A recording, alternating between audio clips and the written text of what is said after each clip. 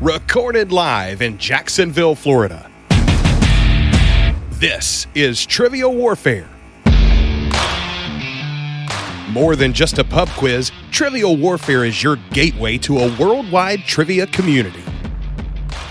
Join your hosts, Jonathan.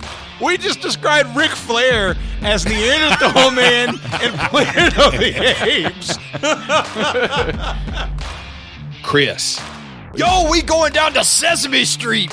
That's your impression of hardcore rap?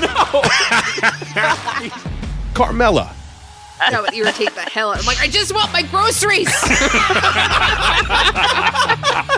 My ice cream is melting. Ben. 4 halogens in that list. Oh my God. You were like, it's not the halogens. I'm like, no, Ben, no. Those damn halogens got me again. And the rest of the Trivial Warfare Army for another week of fun and games. Now here's your host, Jonathan Oakes. Hello and welcome back to another episode of Trivial Warfare. We are the podcast that takes the pub quiz out of the pub and brings it home to you. My name is Jonathan and I am here today with Zahkia Mendoza. Hello, Zahkia. Hi, Jonathan. How are you? I am fantastic. I'm in a great mood. We just recorded our first episode with Erin Barkley on the team, and that went really, really well. I think that you all are going to love having her around. And Zahkia, I can already tell you that I've loved having you around. It's not going to take long before you're the rock star for everybody that I already know that you are. Oh, goodness. No one can see, but I'm taking my hands and I'm making a little heart. So we have some awesome guests today, okay? So I want to introduce everybody, and then I'll come back around and ask you more about yourself. But first, Diana Kane is with us today. Hey, Diana. Hello, hello. Welcome to the show. Thanks for having me. Pete Olexa is with us today. Hey, Pete. Good afternoon, Jonathan. Pete is recording from a church today, by the way. He's hoping that he can have a few miracles come his way as a result of his location, I think. Yes. Anton Preisinger is with us today. Hi, Anton. Hi, Jonathan. Did I pronounce your last name right? Yeah. Heck yeah. That's not bad. It's better than most. That means you've come to accept that people will not pronounce your name right. How do you pronounce it? Preisinger. Preisinger. I wasn't close. I was not close. So it's like a Price is Right game with a juror on the end. It's Preisinger. Yeah. Okay. I recognized it, though, so it was not bad. Oh, God. All right. Well, I'm going to leave that whole correction in there. That way we'll remember it better in the future. And Josh Mullan is with us today. Hey, Josh. Hey, how's it going? Doing great. Now, I want to get to know everybody a little bit better. So, Diana, we will start with you. Can you tell everybody where you're from, what you do, and something fun about yourself? Hello, everyone. I'm Diana. I am from Maryland originally, currently living in the Sacramento, California area. I'm in the Air Force. And something interesting, I've been to the French Laundry more than once. For those who are unfamiliar with the French Laundry, it's a 3 Michelin star restaurant in Yountville, California. That's in the Napa Valley. And the first time I went with my husband, I'm pretty sure we asked Thomas Keller, who's the proprietor, for a photo, not knowing it was him, like to take a picture of us. But he was very gracious. He ran inside, found one of the hostesses, and she came out and took a photo for us. But yeah. I 2 questions, or one question and one demand. So first, the question, what do you do with the Air Force? I'm a pilot by trade, but doing a desk job right now. That's really freaking cool, though. What kind of things do you fly? Previously, I've been in the KC-10 and the RQ-4 Global Hawk, so I was in tankers and then drones. Very, very neat. And the second thing, more of a demand than a question. The next time I come out to California in that area, I would really, really like for you and your husband to invite me to go out to a 3-star Michelin restaurant. Not saying you have to. There's a couple out here. Not saying you have to, but it is highly requested. Yeah, for sure. That way I can compare it to Taco Bell and talk about how much better it is. All right. Well, Diana, it is fabulous to have you. Thanks for joining us. Mm-hmm. Pete, tell everybody where you're from, what you do, and something fun about yourself. Well, I am from Grand Rapids, Michigan. I am a courier by day and a baseball fan by night. That's basically where I spend all my time. So beyond those two things, I don't do much anymore because I have 7 kids, and even today, as we record, I have 3 ball games going on that I'm trying to follow along with texts from my wife, see how my kids are doing. So that's always an adventure. So you are raising the youth of America, is what I'm hearing you say as something interesting about yourself. Well, yeah. And these definitely. are some of these are adopted children, right?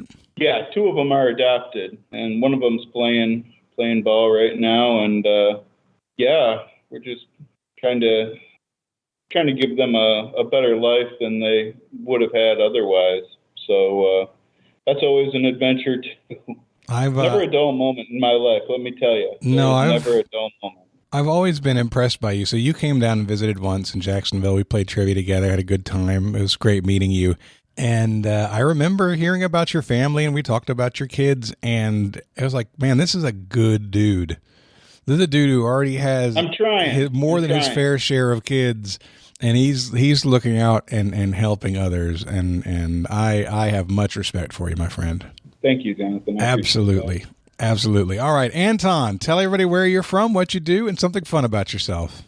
Thanks, Jonathan. I am in Port Orchard, Washington, which is not too far from Seattle.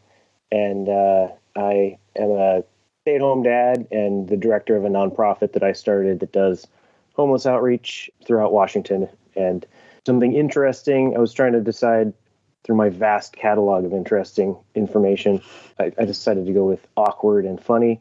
I used to work for a company who did environmental hospitality. No, that's what I do now. Environmental microbiology and epidemiology.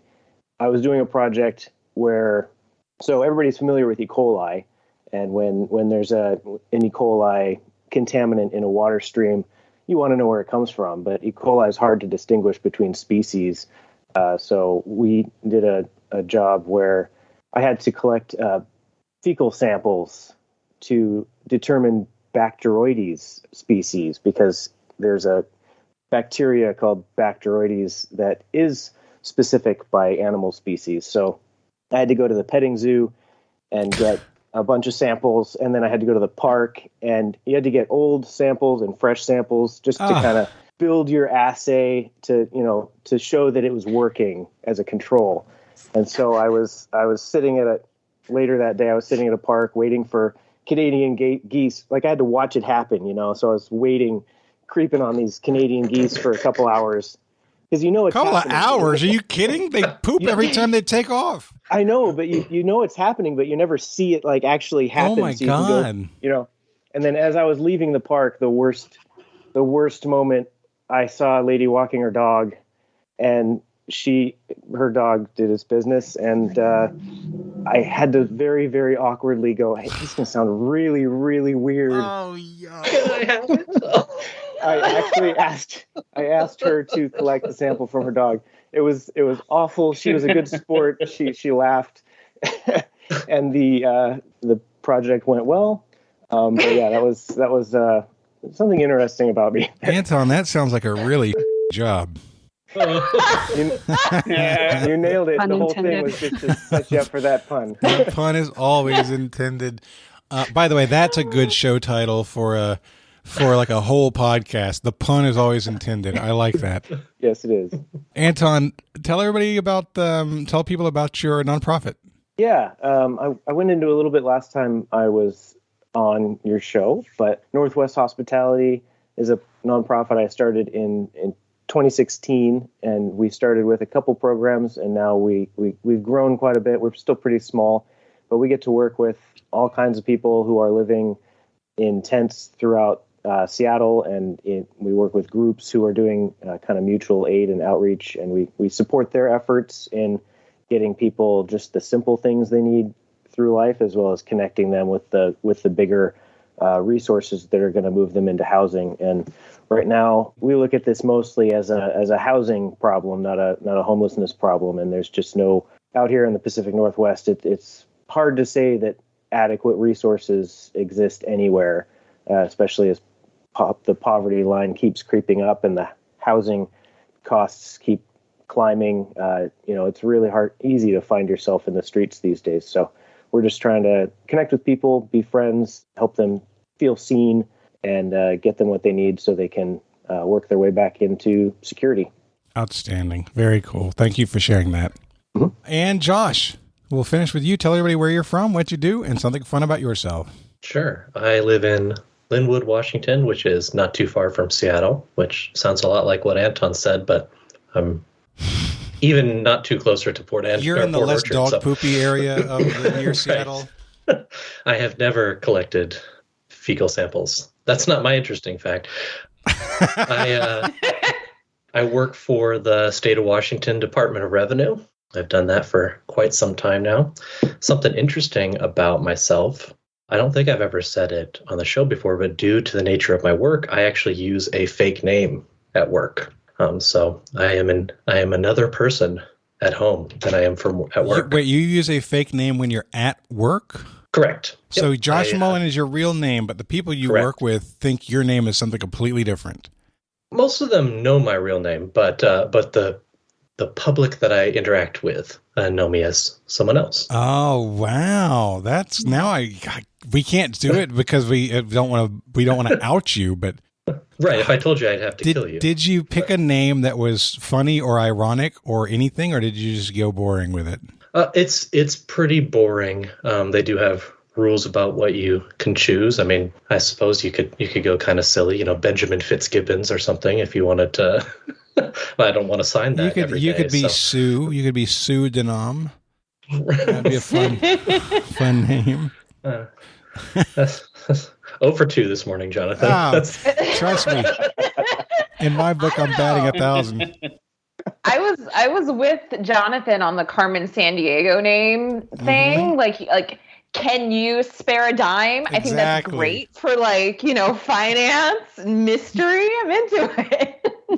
Now, Josh, we've also had the pleasure to spend some time together. When I was in Washington, in Seattle, you came out and we shared some Mexican food together. And I got to tell you, you are drastically different now than you were then. The last time we saw each other in person, you were really clean cut. Your hair, I feel like, was more blonde-ish, not blonde. Yeah, it's just gotten lighter. darker over the years. And Yep. you had no mustache or beard. And is this noticeable? Now you're giving me brawny vibes. You're giving me I'll go get a flannel shirt. Grizzly Adams vibe. It's actually, it's a great look. You're pulling it off well. But this is so different. What prompted that? I mean, some people can grow beards and some people can't. I feel like I'm doing a public service for those who are less fortunate. Who got patchy face.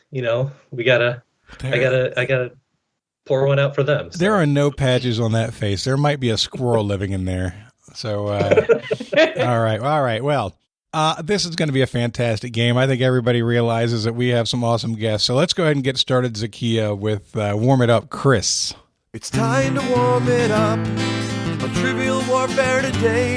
And there's only one person who can warm it up for the TWA, and that's Chris. And sometimes Jonathan. All right, friends. So I feel like I have to have a little explanation about the Warm It Up Chris today. Uh-oh. So, and not a bad one. I've been going through some frustrating times, and I like to work through my anger. So usually that's with my punching bag. Lately it's been Mortal Kombat, and I was going to make you guys go through and name every Mortal Kombat character ever, but instead I am going to bring you down into one of my rage pits, which is the 1999 list by VH1 of the 100 greatest women in rock and roll. It's not a bad list per se. It's a 5-part series hosted by famous women in 1999. And it caused so much rage for me because I went back and I revisited this list during the pandemic. And I realized there's some war crimes on this list. So Celine Dion only gets an honorable mention, Whitney Houston makes the list far too low at number 60, and Mariah Carey does not appear at all. But I wanted you guys to see if you could guess the top 25. So some reminders, this list was formed in 1999, so someone like Beyonce is not going to be on this list. The list says it's rock and roll, but in general, it's just general music. And there are 2 groups on this list, and one of the groups has men, but you'll see, it works. So is there a reason to make it the top 25? Let's maybe aim for the top 15. Oh yeah, let's do the top 15. So let's kick it off with Pete. All right. Well, let's go with some woman that's truly rock and roll. Let's go with Joan Jett. She is not in the top 15. Okay, I'm starting to rage now too. That was the first name I wrote down. I'm Me too. really disappointed. But she is on the list, but it's another war crime, way too far low. I think Joan Jett, they had her in the 80s or something like that. Mm-hmm. Josh, you're next. I'm going to go ahead and say Stevie Nicks. So Stevie Nicks is number 18. But yeah, you're getting warmer. Yeah. Diana, you're up. Well, both of those were on my list. So let's go with a little bit of a callback. Aretha Franklin. Aretha Franklin is number 1. Mm-hmm. Miss Franklin. Nice job. Anton, you're up. You said kind of more general. I don't know. Let's say Cher. That's another one of my war crimes. Oh, no. Cher is on this list at like number 46 or something. Man. Apparently they don't believe in life after love. It's a shame. Jonathan, it's your turn. Cher was high on my list. I'm going to go with Madonna. Madonna is on this list. Very good. I'm thinking that part of this we have to remember is it's a VH1 list. So we do need to give extra credit to the VH1 level or type of folks. Yeah, like they even gave some specs on how the list was created. They said, we asked like 50 of the most influential women of the day. And there's like pictures of Susan Sarandon and Oprah and Heidi Klum. So think of who they would choose, maybe. Pete, you're up. Well, I have what I think is a good answer, but I'm trying to think of like bad answers. I'm almost thinking with some of these names that I've heard, but I'm going to go with a good answer, and I'll say another rock and roll Hall of Famer, Pat Benatar. Pat Benatar is like top 20, I believe, but she's not in this top 15. You brought us down into your rage pit. This is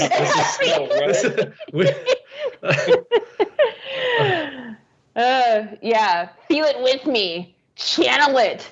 You're up, Josh.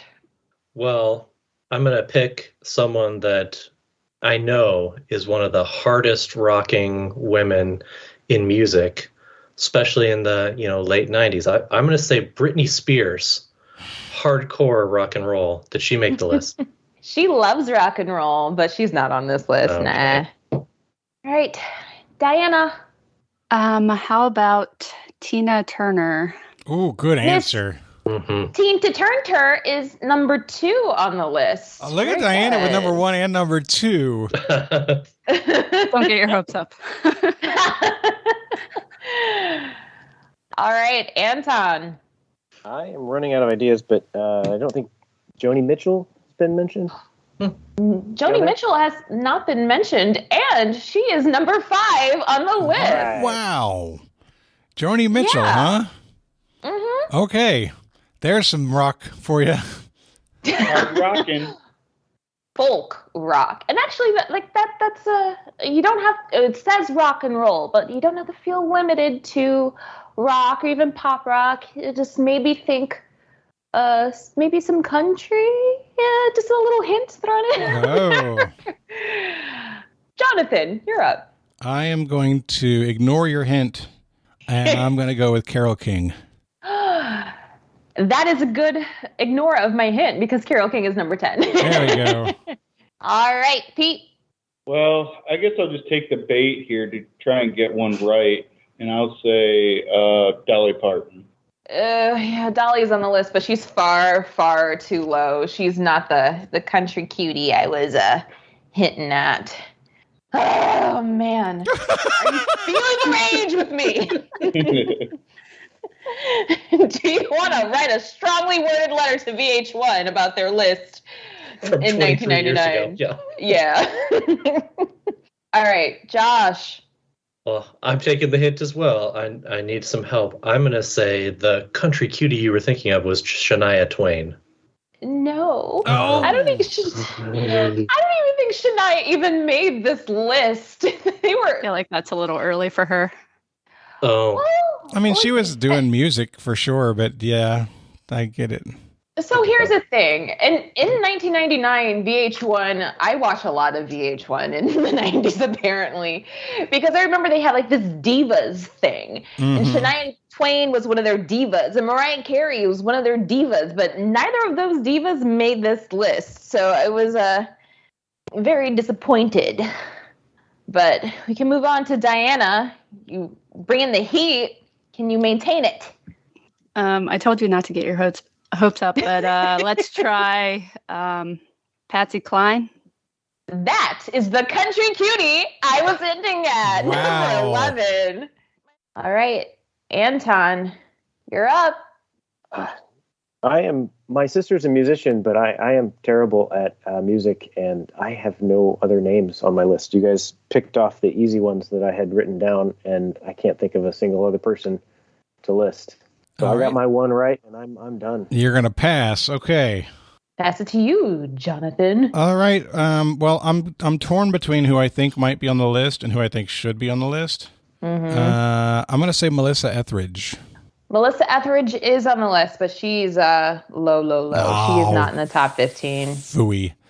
All right, but instead of going around one more time, let's team up here and see if there's anybody else we can name. How many people are missing from the list so far, Zahkia? So you need to get number 3, number 4, number 6, number 7, number 12, number 13. I apologize from Stevie Nicks. She is on the I got top one. 15. Oh, good. I read it as 18, but it's actually 14. Awesome. And number 15. So, yeah. Okay, so there's some big names that we don't have here. As a group, anybody have any call-outs? I think I want to say Diana Ross. Or maybe the Supremes, depending on if they went that way. So the Supremes are number 16. How about Janet Jackson? Okay. No. I would say take your guesses into like older territory in general. Is there still a group in this one? Is there a group in the top 15? The group is not in the top 15. Okay. But two of them were in groups, but they are credited as solo artists. No, I was aiming at Deborah Harry. Oh, actually, 3 of them. Say that again?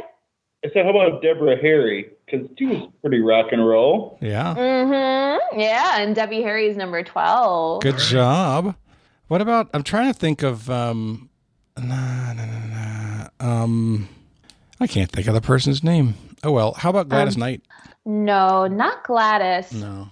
Another hint, maybe think standards and jazz. Standards in jazz.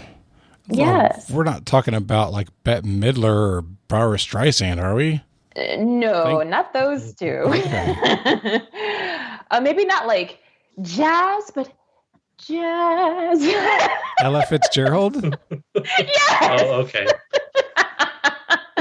Ella Fitzgerald. All right, Zahkia, reveal the rest of this list to us, please. Please. So Janis Joplin is number 3. Okay. Oh, yeah, that's a good It one. was on my list. We should have said her. Bonnie Raitt is number 4. That was one of the ones I thought you were angling at for country, but when Patsy Cline came up, I was like, all right, well, good. Then we don't have to search for Bonnie anymore. No, Bonnie Raitt's on there too. Billie Holiday, number 6. Okay. Chrissy Hind from the Pretenders, I believe, Okay, is number 7. Annie Lennox is number 9. Yeah, I love Annie Lennox. And we got Stevie Nicks. And number 15 is Patti Smith. Okay. Okay. It's not, I mean, they have some good, there's good names there. It's not like it's bad. It's just, there's a lot of awesome women in music. So it's hard to rank them like that. Yeah, it's very difficult. I do still feel like there are war crimes, but we're fine. We're good. All right, very cool. Well, guys, this is going to be episode number 378. So that means we are on the main feed today. A big shout out to everyone listening. We appreciate you. If you want more Trivial Warfare, you can have it. Just go to trivialwarfarearmy.com and sign up as a sergeant or above, and you will unlock hundreds of episodes that you can't hear anywhere else. That's trivialwarfarearmy.com. And don't forget, you can play along with today's game using the Trivia-Matic app. That's right. As you listen, you can play and see how you would have done, or if there's a group of you playing together, see how your group would have done as a team on today's episode. Just download the Trivia-Matic app and hit the Play Now button inside of it and enter code 168712. That's right. To play along, the code for episode number 378 is 168712. And you'll be able to play along with us. All right. So today's game, it's going to be Josh and Pete versus Diana, Anton, and Jonathan. Zahkia's hosting, and it's time to play the game. Players. Oh, yeah. Y'all know what time it is. This is Mr. Literature himself, cordially inviting you to the game. This is 6 rounds of trivia goodness. 3 questions per round. Every right answer gets you 10 points. In the middle, we'll take a pause for the cause and ask a midpoint question worth up to 20 juicy points. After round 6, you can wager any or all those points you've been building up and take a shot at the final round. It's a series of theme-based questions we call the Gauntlet. It's just that easy, baby. But this game ain't gonna play itself, players. Let's get it on. So I will say before I start the game, I use my husband as my tester for all of these. And I went through this game, and his feedback was, "Why is it spicy?" So Great. I believe that good, solid trivia people can handle this game, but I apologize for too much capsation if you feel that is the case. So let's get started. Round 1, question 1. And the category is Tutti Frutti. Woo!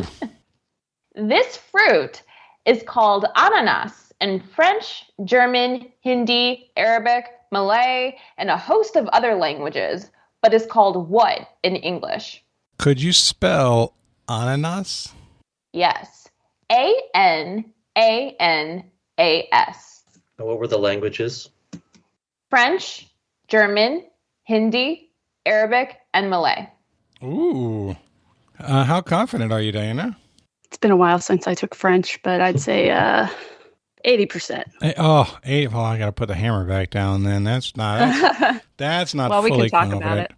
about it. No, if you're at 80% and Anton's on board, we can go ahead and lock that in. All right, so Josh and Pete, you guys can talk out loud. Okay. Well, I thought, I'm actually thankful that Jonathan asked for the spelling on it, because at first I didn't have a clue, and I thought it was spelled with an O. But when Zahkia gave the spelling, I'm like, well, that's almost exactly the same spelling as banana. So, and I'm pretty sure that I know that from all the French that I took, but like Diana, it's been a minute too. So we're going to lock in with bananas. All right. And then Diana, you were the person who had the feeling on our team, so why don't you talk about it? I took French in middle school and high school, and I'm pretty darn sure this is pineapple.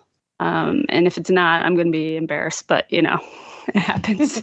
Hey, my first suggestion in the conversation was banana for the same reason. It's like, hey, that's the same word, just a B in front of it. But she felt strongly and had actual information, which is way more than I had.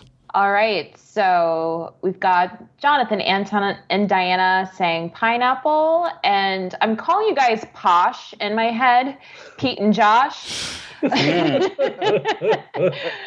Posh, you guys have banana as your answer. It's interesting to notice that in that language set, I did not say Spanish because Spanish and English are very similar when they name this fruit.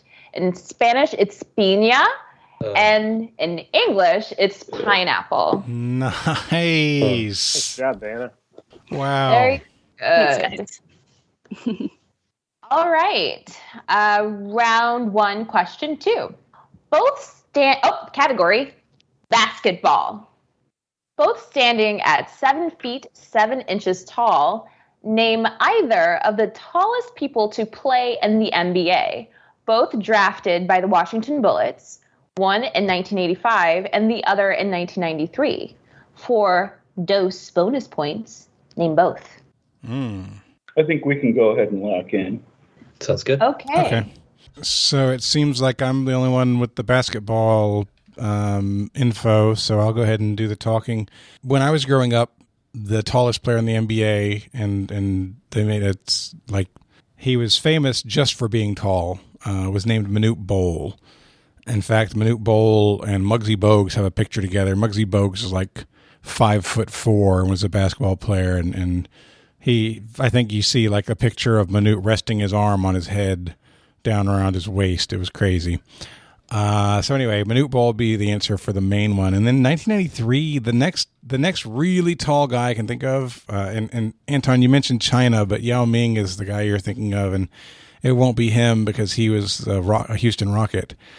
Sean Bradley is the other name I come up with. I thought he was a 76er. I don't remember him being on the Bullets.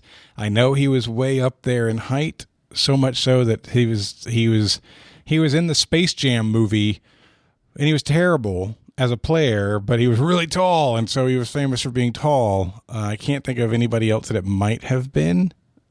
So our answers are going to be Manute Bol and Sean Bradley. Okay. Posh, what do you have? Well, this one's not Posh. This one's all Pete. So one of these I know for certain, the Washington Bullets in 1993, because I went to an NBA game in 1994 and saw him at the Palace of Auburn Hills. And I distinctly remember because we sat in the back row of the Palace of Auburn Hills and thinking, boy, I can't even tell that he's that tall from way up here because you couldn't see anything from up there.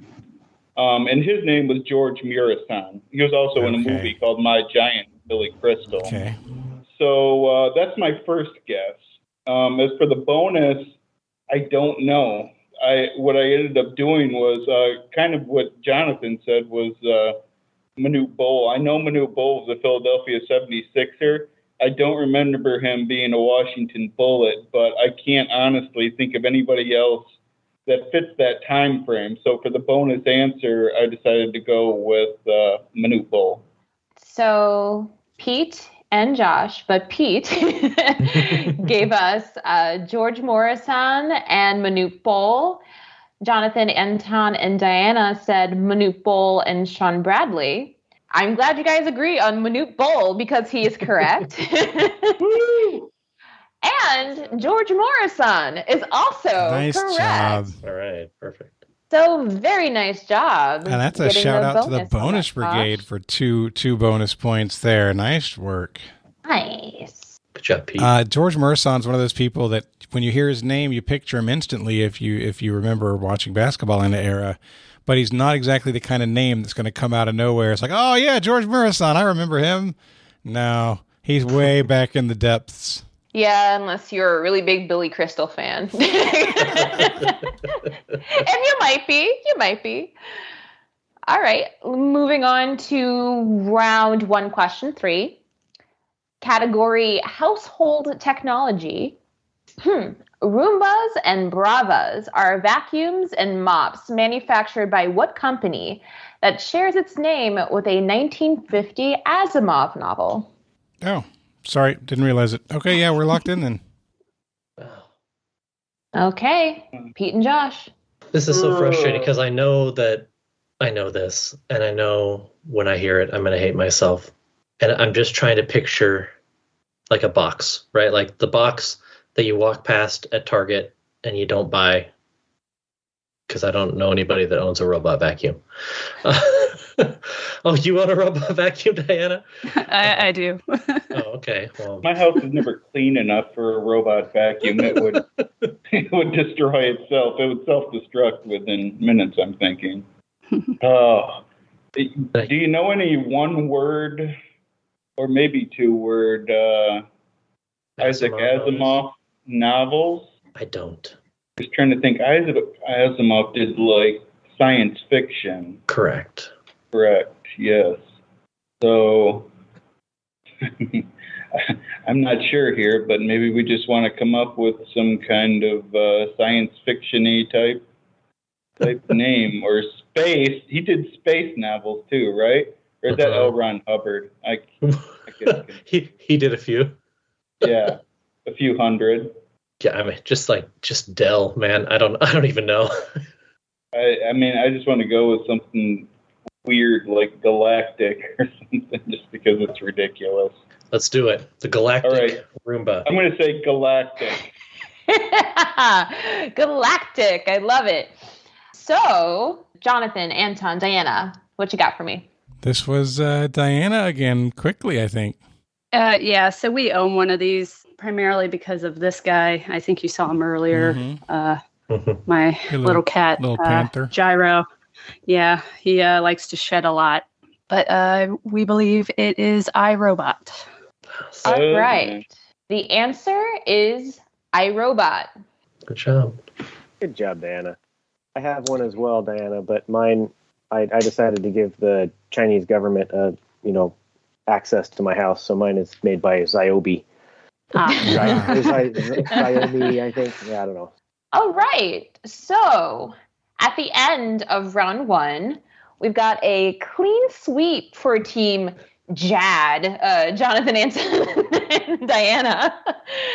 And Team Posh, we've got 12. All right. Are you guys ready for round two, question one? Yeah, let's do it. In the category of historic places. So excited for this. It's kind of a dark question, too. But all right. What is the name of the island where Nelson Mandela was held in prison from 1964 to 1988? Whoa. Well, I'm just going to say thunder is thunder now and give meow. All right. Meow, meow, meow. All right, yeah, we're locked in. Pete and Josh. Oy. Do we have to? Yeah, right? I feel horrible. Not a very auspicious start here today. I don't really know of any prison islands other than Devil's Island, and that's way too early for Nelson Mandela. So is Elba. But that's about the best answer I've got. Is that the French one? Yeah, that's where Napoleon was. Napoleon was on? Yeah. Okay, I guess I knew too. I'm not going to come up with anything better than Elba. Maybe they threw Nelson there as well. That's the best I'm going to come up with. Let's go. Let's lock in with Elba. Okay. All right. Jonathan, Anton, and Diana. All right, Diana. Okay, so I've actually been to South Africa. It was on my list of interesting facts, and I opted to go with the other one. But I went probably 12 years ago, 14 years, I don't know. It was a while ago in college. And we got to take a trip over to this island. It's strange because there's like rabbits everywhere because the island, no natural predators. They brought them over for food, and now they're just everywhere. But I highly recommend it if you ever happen to be in near Cape Town, South Africa. The tour is fantastic, and it's very heart-wrenching to see what these people went through and the conditions they were faced with. but the island is Robin Island. Okay. So it is now a UNESCO World Heritage Site, and I don't know if that has anything to do with the rabbits, but the answer is Robin Island. Nice job. Nice job. Round 2, question 2, in the category of television. Televisiones. TV. Benny Medina may best be known in Los Angeles for being the talent manager of Jennifer Lopez and Mariah Carey, but his coming-of-age story of going from dealing drugs to living in his wealthy friend's garage and eventually attending Beverly Hills High School is the basis of what sitcom? Okay, we're locked in. Okay, Pete and Josh. Well, I don't know this right off the top of my head, but I think that because you did say sitcom, that means that it's a situation comedy, although I think it has been adapted now to a drama. But I think that even though the places here are changed a little bit, this sounds like the plot for The Fresh Prince of Bel-Air. So even though it's not West Philadelphia, it's probably West LA born and raised. We're going to lock in with The Fresh Prince of Bel-Air. All right. Pete and Josh say The Fresh Prince of Bel-Air. Jonathan, Anton, and Diana, what did you guys say?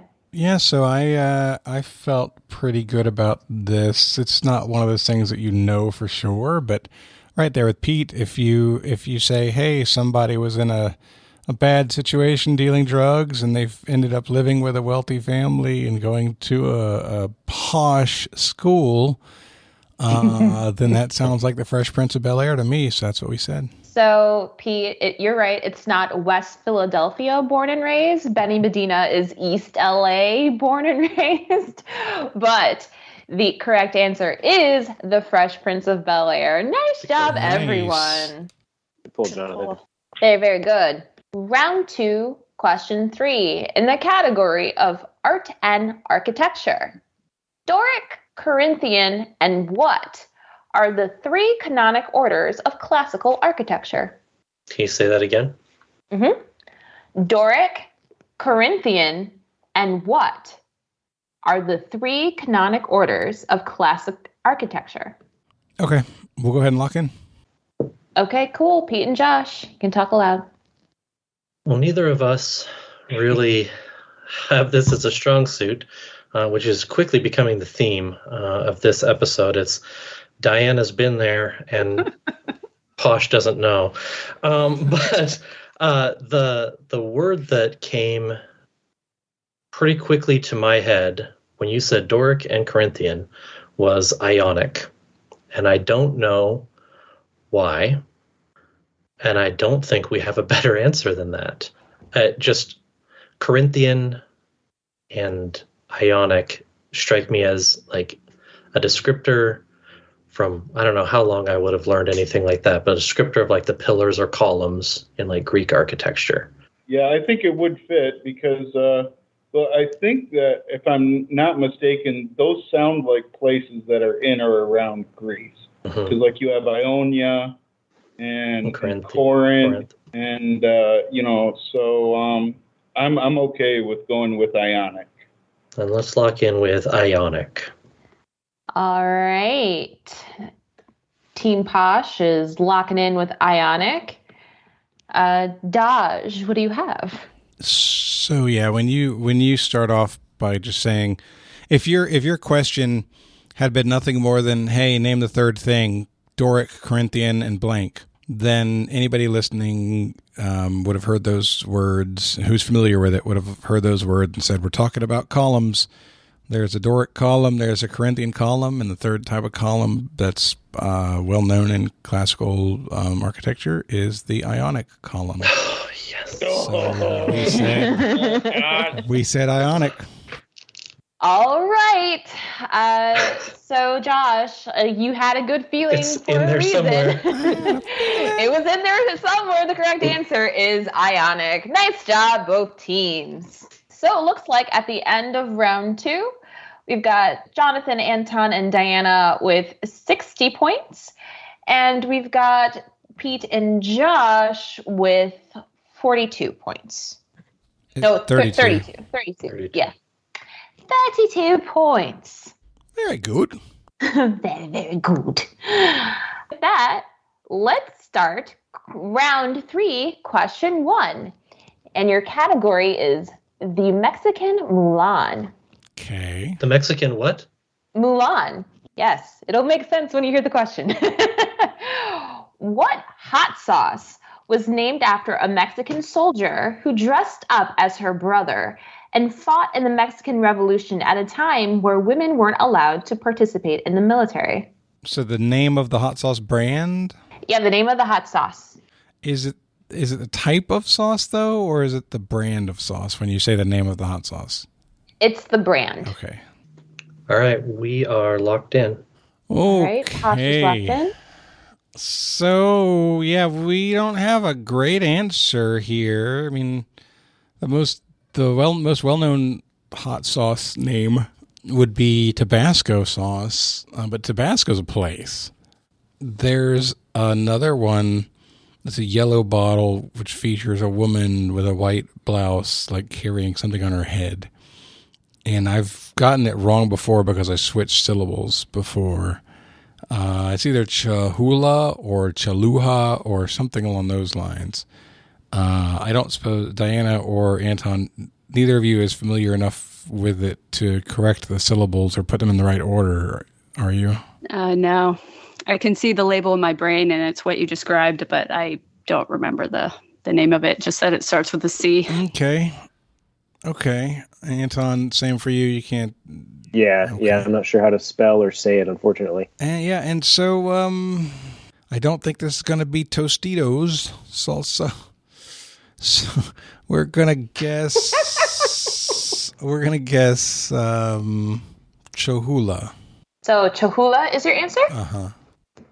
Okay. And Posh, what do you have? So, I don't know if this is why your husband thought that these were spicy questions. About hot sauce, but I like me some hot sauce. We talked about Tabasco. I was thinking that might be the name of a pepper that's in it. Jonathan said it was a place. That very well could be. One of my favorite hot sauces is Valentina, which is a woman's name. But the picture in my head on the bottle is that of like a province or a state. So I believe that it's like a state in Mexico. And so we did end up going with the bottle with the round wooden top with a yellow label because it has a picture of a woman on it. I believe that it's got chile de árbol and Pekin peppers as its two primary flavors. And it is Cholula. Cholula. I still cannot get this word right. I ate it this morning for breakfast, and I corrected both of my kids when they called it Cholula. Can't get away from it. So we've got Pete and Josh with Cholula. We've got Team Daj with Cholula. And unfortunately, Josh, you mentioned the correct answer. Oh, no. Yeah, it is Valentina. Don't let the state of Jalisco mess with you because... I was thinking it was Jalisco too, but I did. Oh, man. Oh, boy. And that was your chance to add some points there, too. I know. Oh, no. Oh. The correct answer is Valentina, named after Valentina Avitia. I think that's her name. She is, like, they call her the Mexican Mulan. I don't know her story. I bet it's interesting, though. Yeah, she saw or just got word that her dad was killed in the Mexican Revolution, and she decided, nope, I'm gonna fight to honor my dad. Stole her brother's clothes, went in, fought, and then she came back and was not looked at very happily by her village for going and fighting in the war, and like she kind of had a sad end, but she is honored by the Valentina Hot Sauce Company to live in Dos Hermanos Mexican restaurants across the United States. I want to give Pete credit for that. Pete did want to go with Valentina as well, but I brought too much weight behind Cholula. So we can get off that and jump on to round 3, question 2, in the category of legislation. Laws. What is the name of the legislation that allowed for the creation of land-grant colleges in U.S. states using the proceeds from sales of federally owned land? A little hint that there are at least 12 buildings at land-grant colleges named for the politician that gives his name to the legislation. You said it's named after a politician, right? Yes. Okay. Nice. All right, Pete. All right, we are locked in. All right, cool. Team Dodge, you can talk it out. So yeah, we're not super familiar with the term land grant colleges. This isn't something that's familiar for us. So guys, I threw out that maybe this is something in the realm of like a W.E.B. Du Bois or Du Bois or a George Washington Carver. Either of them could be a possible fit, even though the word politician really makes me want to stick with somebody who we think of as a politician. And I'm not coming up with anything in this area at all. Yeah, me either. Some politician who was active during kind of Western expansion and was, I don't know. It doesn't have to be that old. I don't think. I don't know when this came about, but I don't have anything in there that makes me think that it's more than 100 years ago. I don't know. Diana, any thoughts on your side? I mean, I went to a private school, and I'm not sure what a land-grant college is either. My only thought is it's probably slightly older schools, but so that would make the politician an older folk, but I'm not sure how old that would be. So we're just guessing at a random politician because we don't really even have any clarifying information for ourselves to help us narrow it down. Okay, well, it would be somebody who's got national park relations or something along those lines if it's about selling federal land. The person responsible for creating a national park system was Teddy Roosevelt. He was a politician, so why don't we go there? It's older, and it has something to do with somebody who would have paid attention to those lands. Yeah, my only other thought is Trail of Tears was Andrew Jackson, but I don't know if he started selling stuff off too. I think it's not likely. Okay. Yeah, I'm happy to go with the group. Roosevelt's pretty good spot to go, I think. All right, we'll go with Teddy Roosevelt. All right, Teddy Roosevelt. Team Posh, what do you have? If you had asked me this a couple of years ago, I would have been in the same boat as everybody else, but I have a friend that went to the University of Michigan, and he consistently insulted my Michigan State Spartans by telling me that it was a land-grant college, of which I had no reference for and no clue why that was an insult or anything. So I had to look it up. And when I looked it up, I remember seeing that it is called the Morrill Land Grant Act. I'm going to say Morrill. It's the Morrill Land Grant Act. So the politician would be. Did you want Morrill. The politician's name or the act? It was the name. We wanted the legislation. All right, I'm going to go with the Morrill Land Grant Act then. So we have locked in. For my Michigan State Spartans.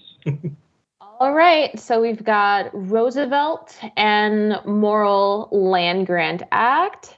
So I would say Pete kind of sussed me out because I am also a Michigan State Spartan. And that was the inspiration behind this question. Yes, the correct answer is the Morrill Land Grant Act, or the Morrill Act. And I will say, for all of you fancy private school kids, you have definitely heard of land-grant universities. MSU is an example, but University of Georgia is an example. The Ohio State University is an example. University of Illinois. I think Auburn is one too. Basically, there are a lot of large universities that are land-grant ones, but they tend not to be private, except for Cornell. Okay. Very cool.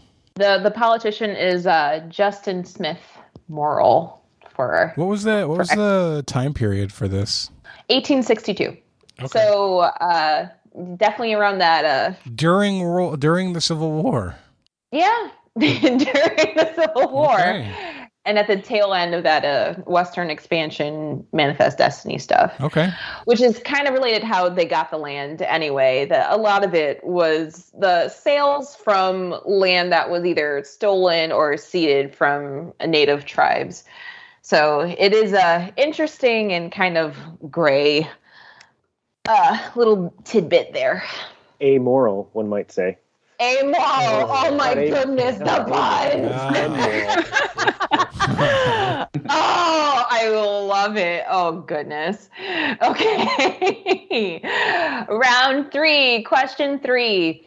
In the category of cities, there is some debate on which city was the first to reach 1 million people, but the debate generally centers around 3 cities with current populations of 2.83 million, 5.82 million, and 7.65 million people. Which of these cities has the 7.65 million people? And for context, I just throw in that New York City has about 8.8 million people. Are we talking about metro area, or are we talking about city? Or are we talking about the city land, the city specific? The metro area. Okay. And was there any reference in the question to this being something specific to the U.S., or is this worldwide?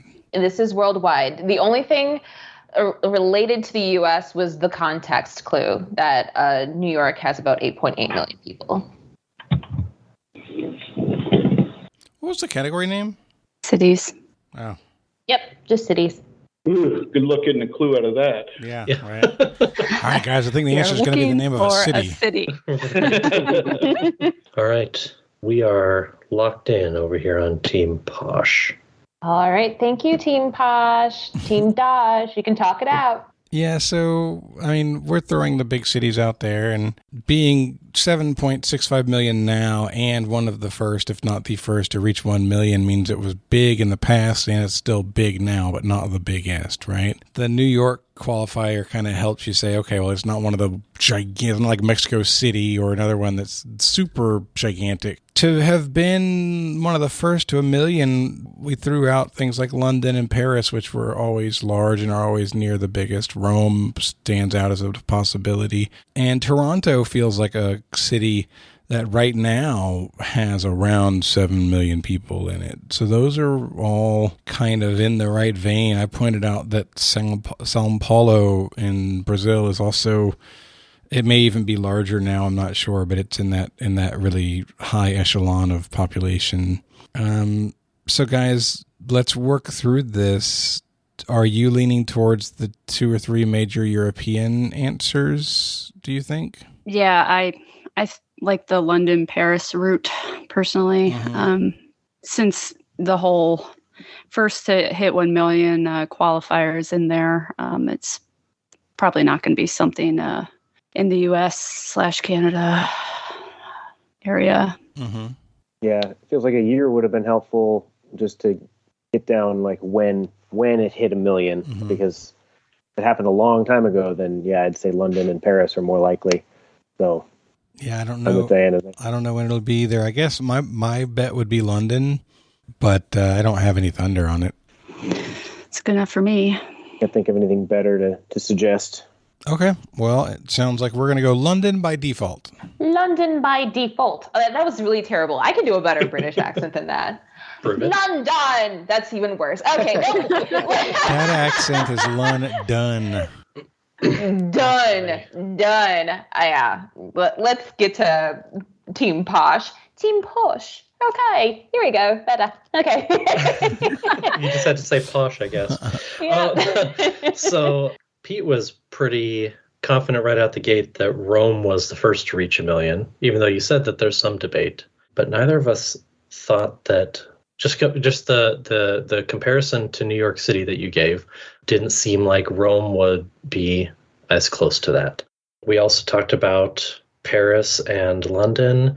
I threw out Rio. Rio de Janeiro is, in my head, it's just sprawling metro area, but I feel like New York City gets its high population because of high buildings, and Rio doesn't strike me as a mental picture of lots and lots of high buildings. We kind of also stayed away from it because New World versus Old World. Old World has a lot more opportunity to have the higher populations earlier. So we ended up kind of deciding between Paris and London, and we also said London. Both teams said London. So I can tell you that these three cities are thought to have hit 1 million people, like it's kind of a large time range. So it could be between 100 BCE to like 900 AD. That's Oh, wow. Yeah, it's a big time range, but it does let you know that these are older cities. And the three cities that are in debate are Rome, Alexandria, Egypt, and Baghdad in Iraq. And the largest of those three at 7.65 million people is Baghdad. There it is. Wow. Yeah. Next time, give us the three. I feel like we could pull Baghdad out of those three. Baghdad gum right there. Holy moly. Yeah, we were thinking too recent. Mm-hmm. That's the end of the third round, right? That's the end of the third round. What's the score? Oh, let's see. Since nobody got that last one right, we've got Team Dodge with 60 and Team Posh with 42. That's a spicy meatball. It's a spicy game. All right. So we have the midpoint question in the category of movies. Movies. Yes. So at the end of the 1985 movie, The Breakfast Club, Vice Principal Vernon reads the detention essay in which the 5 students were to detail who they thought they were. For 4 points each, what are the 5 nickname stereotypes that appear in the essay, each corresponding with the 5 main characters: Andrew, Claire, Bender, Brian, and Allison? And I will ask that you guys be specific on this. So, like, this is not an answer, but if they call it, oh, I'm a clown, you can't say jokester. It has to be clown, the words they use to describe themselves. So I'm trying to think, because we've had this used as a midpoint before. Oh. Specifically, and I'm trying to think when it was. I feel like it was more than 2 years ago, and if that's the case, then I'm fine. Does anybody remember hearing this in the last in the last 2 years? Do you remember hearing something? I know it doesn't work like that. I remember them all.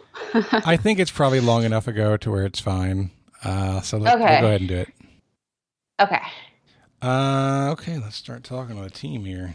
And by specific, you don't mean we have to match it up with the named character, correct? No. We just need to, we can't say class clown if clown was one of them. Right. Right, okay. Yeah, that's it, Pete. Yes. Finally, it came through. All right, we are locked in. Okay. Very cool. Team Posh is locked in.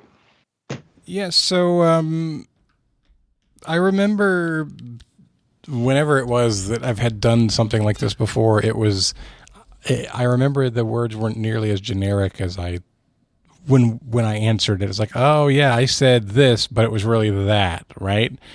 Like I'm pretty sure Ali Sheedy's character is the weirdo. So I agree, Jock and Princess, those sound good to me. The weirdo, I like that one too. So those 3 I think we're fine on. So you're really looking for Bender's character, and you're looking for Anthony Michael Hall's character.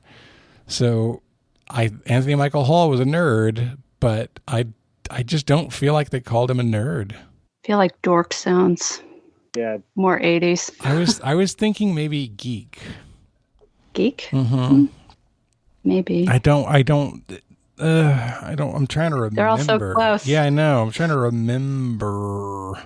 I feel geek more than the other two, but only slightly more than dork. I defer. Okay. If you defer, then let's say geek, and we'll call that geek. And then Bender, yeah, like rebel, loner, loser. I feel like rebel is the obvious choice, and that makes me worried about it. A loner is... that's the first one I came up with and wondered, because the movie literally ends with him walking alone and putting his hand up defiantly. I think loner and rebel, they're all on the same par for me. Yeah. Loner or rebel, one of the two. All right. Well, if nobody feels more strongly, then I would say we go loner, geek, princess, jock, and weirdo. Okay. Posh, what do you have? Well, I pretty quickly typed out 4 answers that I was confident in. Very quickly, before I can even type in anything, he got the first 4. So I wrote out jock, nerd, rebel, princess. I was pretty confident in those. I could have been convinced that it was a different word for nerd if I was on Jonathan's team, but I felt pretty strongly about those. But then it came to describing Ali Sheedy's character.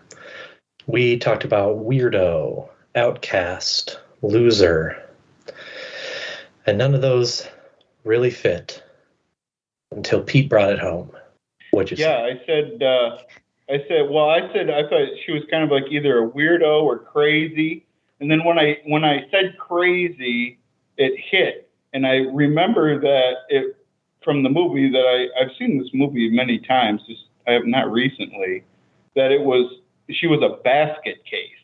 And so that was the 5th one that took us quite a while. We just had to keep throwing out adjectives to describe Ali Sheedy's character. And finally, one of them hit where I was like, okay, crazy, she's a basket case. So we locked in with jock, nerd, rebel, princess, and basket case. All right. So you guys did okay. I'll go with the main characters and I'll let you know their word. So Andrew was Emilio Estevez's character. He wasn't a jock. He was an athlete. Oh, I hate it. I hate it. Yeah. I'm sorry, Anton. Claire was Molly Ringwald's character, and she was indeed a princess. Judd Nelson's character, Bender, was a criminal. Yeah, not a rebel, though he was a criminal. That was his stereotype. Brian, I'm surprised no one said this, because you guys, Anthony Michael Hall, you went with all the 80s terms: nerd, dork, geek, and no one said brain. He's a brain. And Allison, Ali Sheedy's character, was indeed a basket case. Brutal. So you've got athlete. I was the least sure of that one. I thought that was the one that I was going to get. I mean, it's very specific. It came to you for a reason. Yeah. The second time I've done this, and I did just as badly the second time, even knowing more, I still sucked at it. Yeah, you know what? You did the question too recently, right? So I think we should throw it out and do another mid.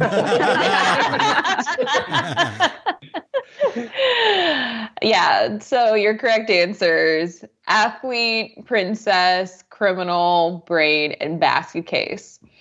With that, at the end of the midpoint, you've got Team Dodge with 64 and Team Posh with 50. All right, that is the end of the first half. Before we go on to the second half, I have a word from our sponsor, BetterHelp. Let's talk about burnout for a second. Raise your hand if you feel burned out. Yeah, I know. I can see there's a lot of hands being raised. My hand is raised too. I have So much going on at work right now, guys. Things are changing so rapidly, and I'm trying to pick up additional responsibilities and get things done. And not just for me, not just so that I can be successful, but to help other people, to make sure they're successful and to make sure that I am not the weak link, And a lot of you guys know I'm in the middle of selling my house and planning a move and all kinds of other stuff going on. And sometimes it is just completely overwhelming. It comes out in a lot of ways. Sometimes I get irritable or just tired. Sometimes, even though I know I have to get something done, I'll start procrastinating. And I'm not a procrastinator at this point in my life. I like getting things done early, but I can't motivate myself to start the work because I'm so tired of the work. Guys, if you're feeling like this or feel anything that resembles this, you might be burnt out. And BetterHelp Online Therapy wants to remind you to prioritize yourself. Sometimes what we need is someone to talk to. Not just anyone, but someone who's qualified, somebody who knows how to talk to us and can ask the right questions. Sometimes we think we know what's going on. We think we know exactly what's stressing us out and why we're stressed out and why we're burnt out. It's just the work, it's the amount, it's whatever. Sometimes it's not really that. Sometimes there's something going on. It's the pressure we're putting on ourselves. Why do we put that pressure on ourselves? Why do we feel like we have to be the superhero that stands in and saves the day? Sometimes we need somebody to point out that it's not our spot. Or sometimes we need somebody to point out that it is our spot. You never know, right?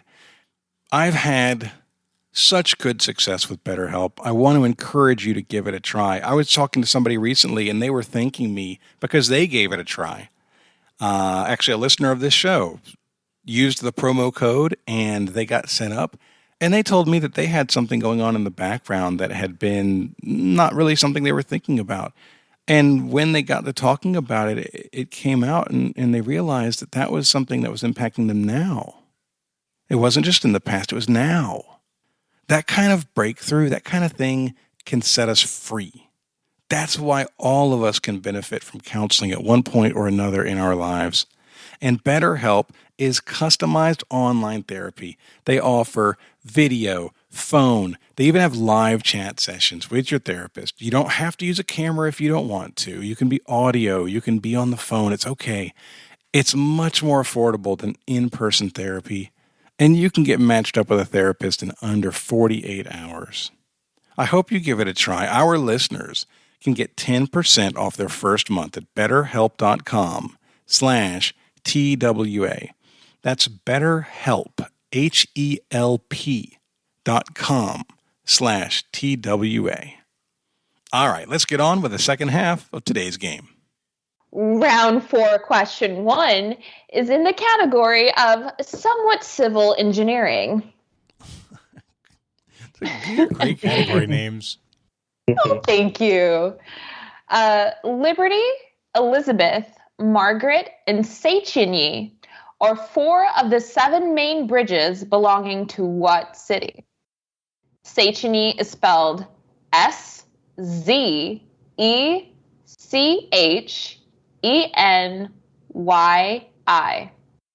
Oh. And Zahkia, what is the correct? Sorry, what is the correct answer? Good grief! What's the answer you're looking for? I'd like to know the correct answer as well. Yes, if you could just help us.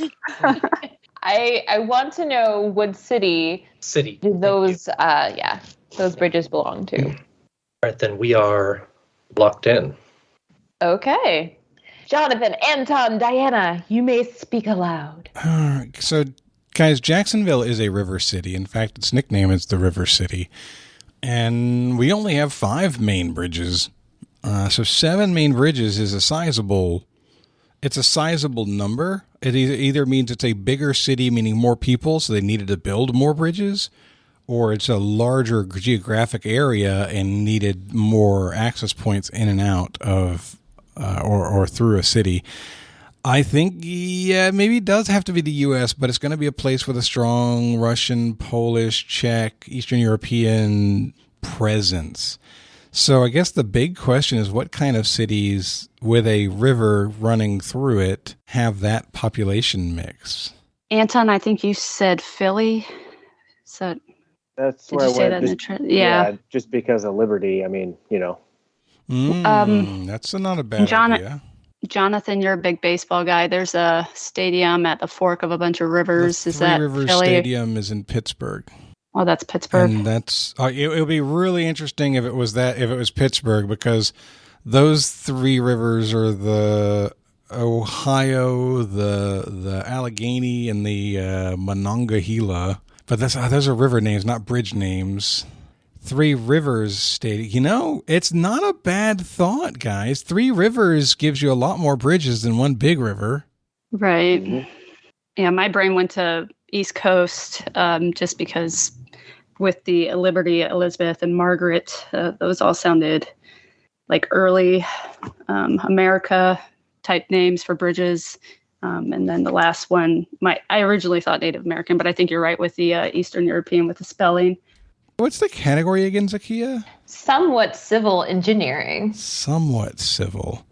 Mm-hmm. Okay, now that puts me back at Philadelphia for a second there, because Philadelphia is known for being a non-civil place.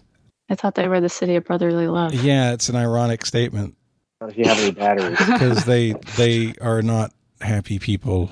Even the people who are there that I know that are friendly and great are proud to be assholes sometimes.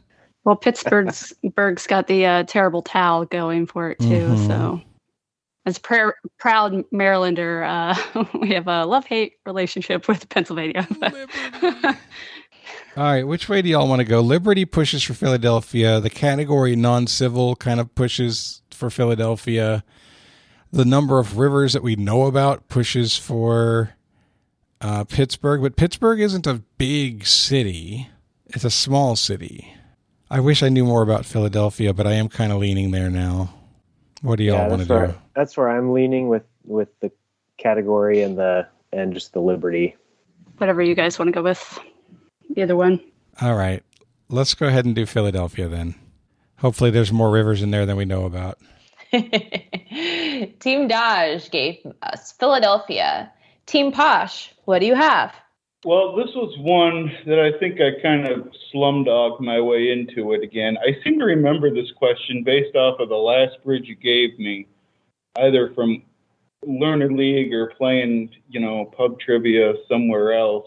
I remember I got it wrong because I said Pittsburgh, because I know Pittsburgh is a city of many, many bridges. But the answer that I remember off the Széchenyi Bridge was Budapest, Hungary, with the Danube River flowing through it.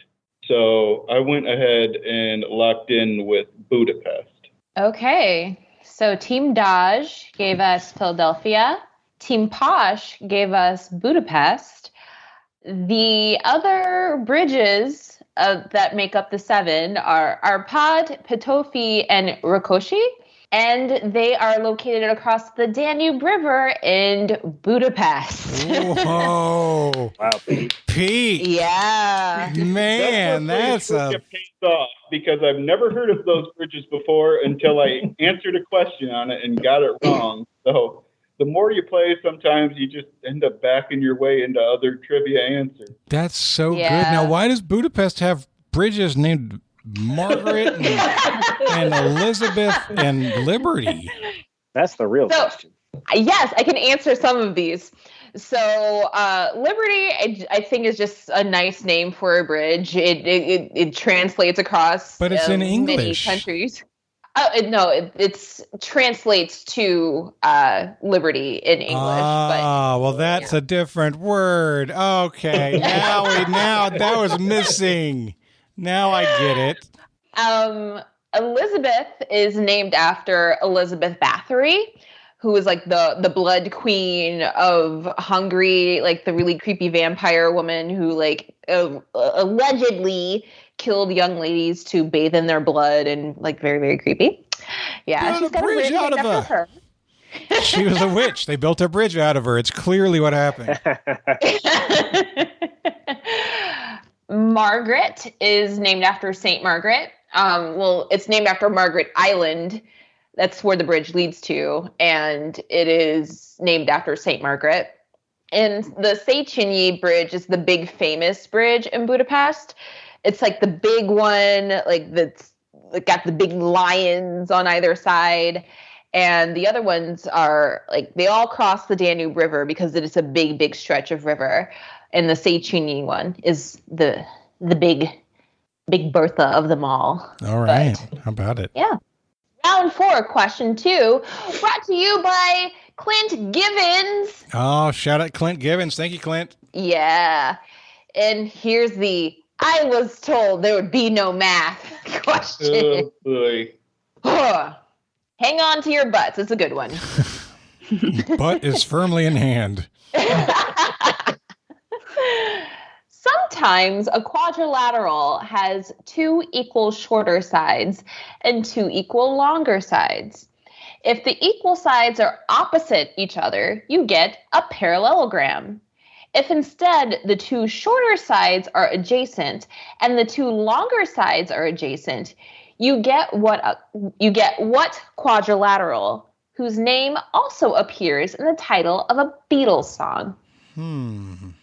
All right. We are locked in. Okay. Pete and Josh are locked in. So you guys are saying Diamond, and Lucy in the Sky with Diamonds is obviously a Beatles song. I sent you a picture. Parallelogram turned on its side doesn't look like a diamond. The shape where 2 smaller sides are adjacent and 2 larger sides are adjacent, I guess, does look like a diamond, kind of like a kite, shaped like a kite. Would that qualify as a trapezoid? But the whole Beatles reference. Yeah, that's, I don't know any songs with trapezoid in it. My gut was taking me to rhombus, but yeah, once again, there's plenty of obscure Beatles songs though, you know? I don't know. See in the sky with rhombuses. Mm-hmm. Rhombus in the sky with diamonds. You never know. Yeah. Oh, they were on some drugs. I don't know. But yeah, it does look like a diamond, so I guess that's the smart answer. I have no problem with it. I'm good with it. Yeah. Yeah, we're saying diamond. Okay. Team Posh, what do you have? Oh, this was all Josh. So with all the different shapes, they can almost all be used interchangeably because all of them can fit. All of them can be other things. It's just they all have their own defining characteristic. It's like a square has to be equal sides, has to be right angles. A trapezoid that you guys mentioned, 2 of the sides have to be parallel. Well, that's not going to work if it could work in some cases where, you know, the 2 short sides are touching each other and everything. But a rhombus is a diamond shape, and I believe that a rhombus has to have equal sides all around, but not right angles. We ended up also going with diamond because that was the best thing that we could come up with. I don't have anything else to say. It's just we went with diamond as well.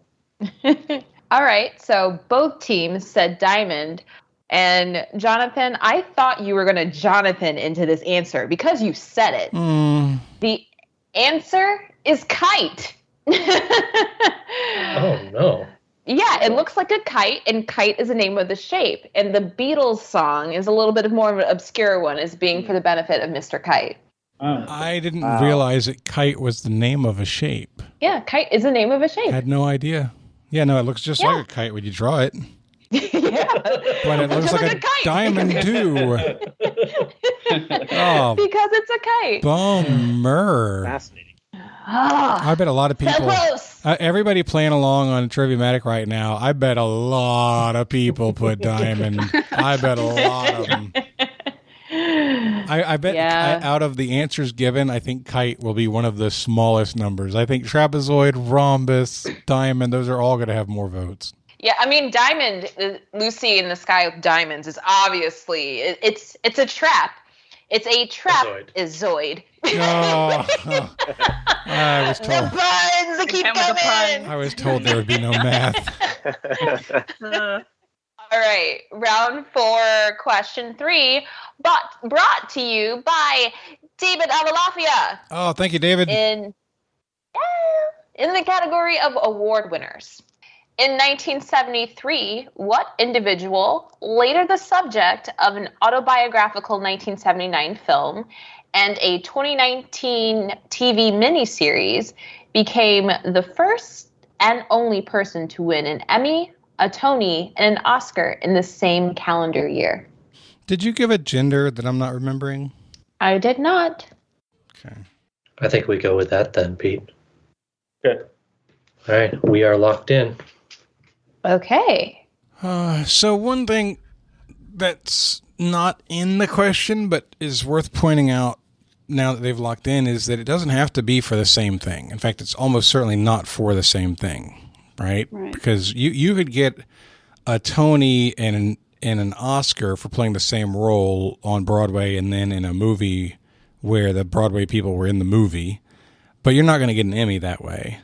You could get an Emmy as a guest star, a guest appearance, maybe a musical talent somewhere, if you're not already on a TV show, or it could be somebody who literally had a TV show and won for that and also was doing a bunch of other stuff.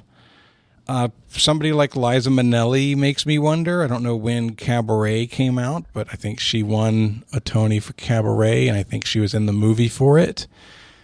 I don't know what year this was, but Zero Mostel comes to mind. Zero Mostel is one of the producers in the Mel Brooks movie The Producers, and he was also the main character in the Broadway first run of Fiddler on the Roof. Oh, but I can't think of what he would have done on TV.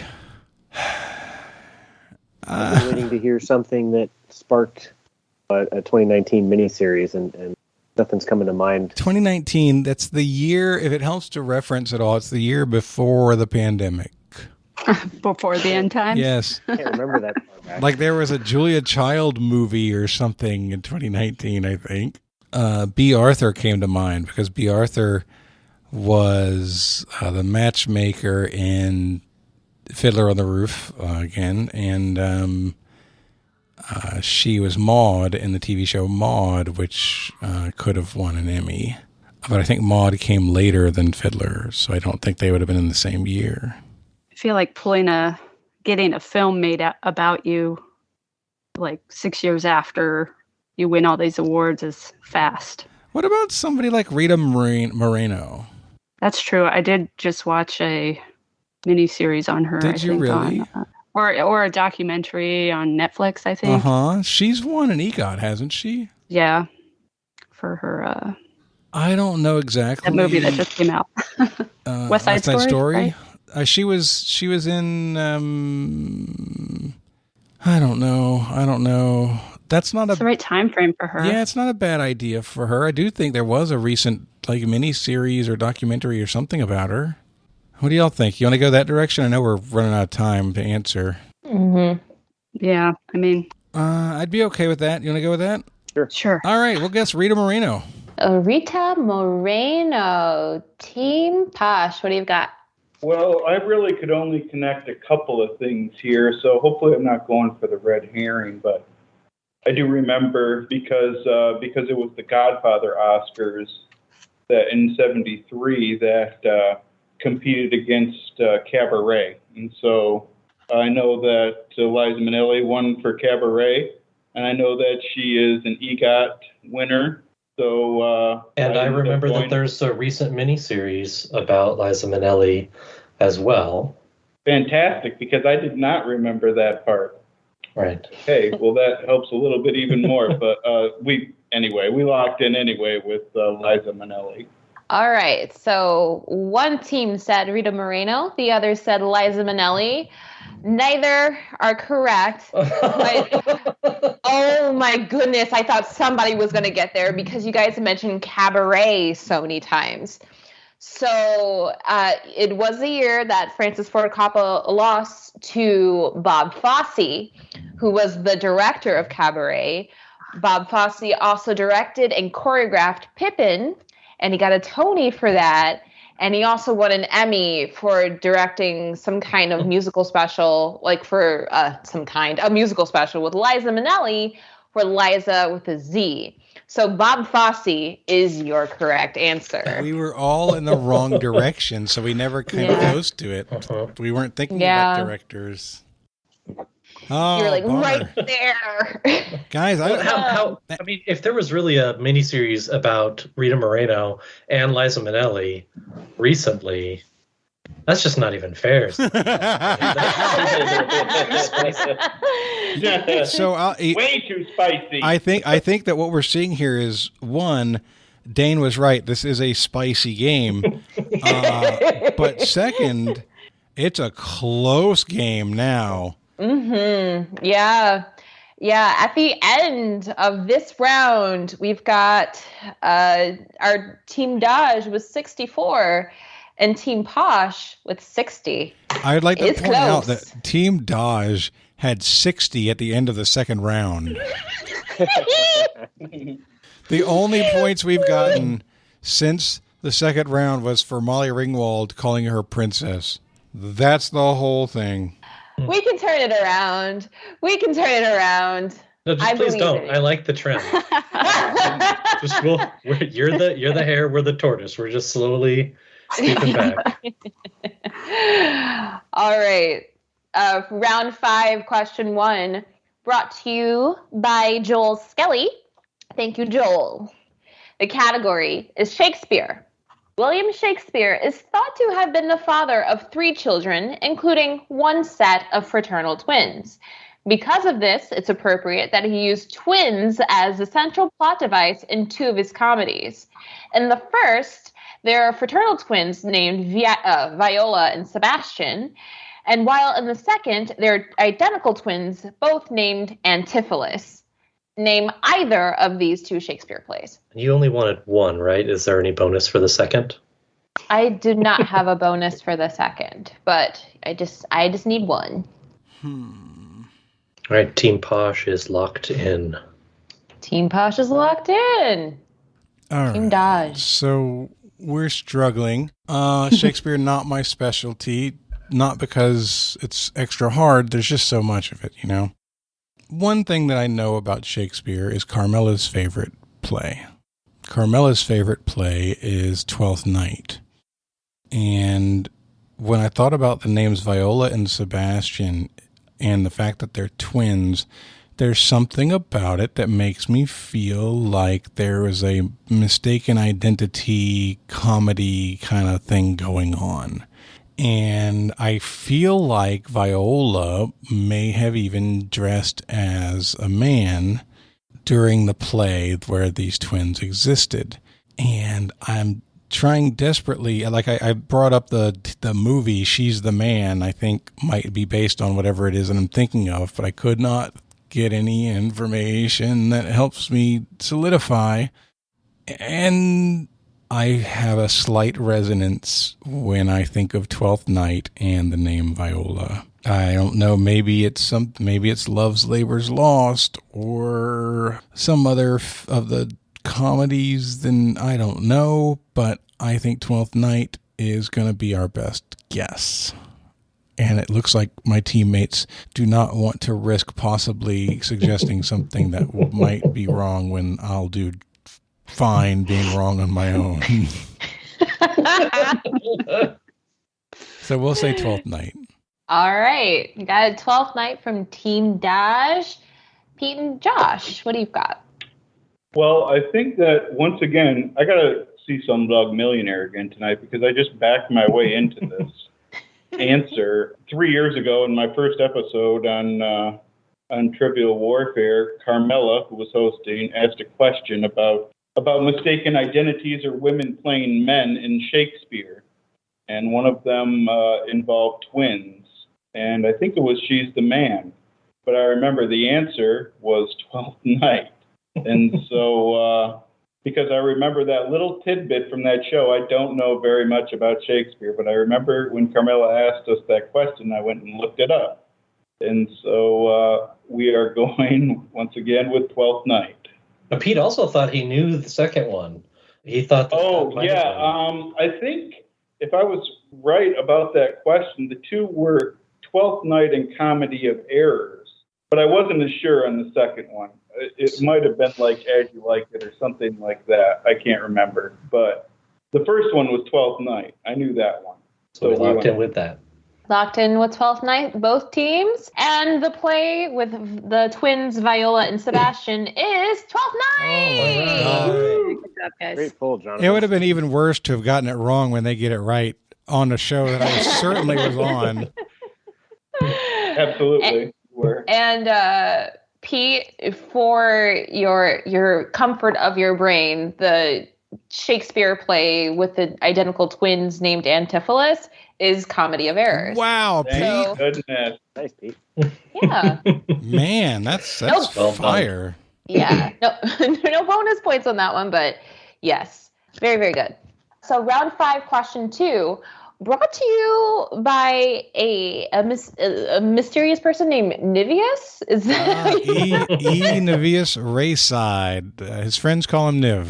Well, thank you, Niv, for this question. I said his friends call him Niv. Oh, wow. I can be friendly.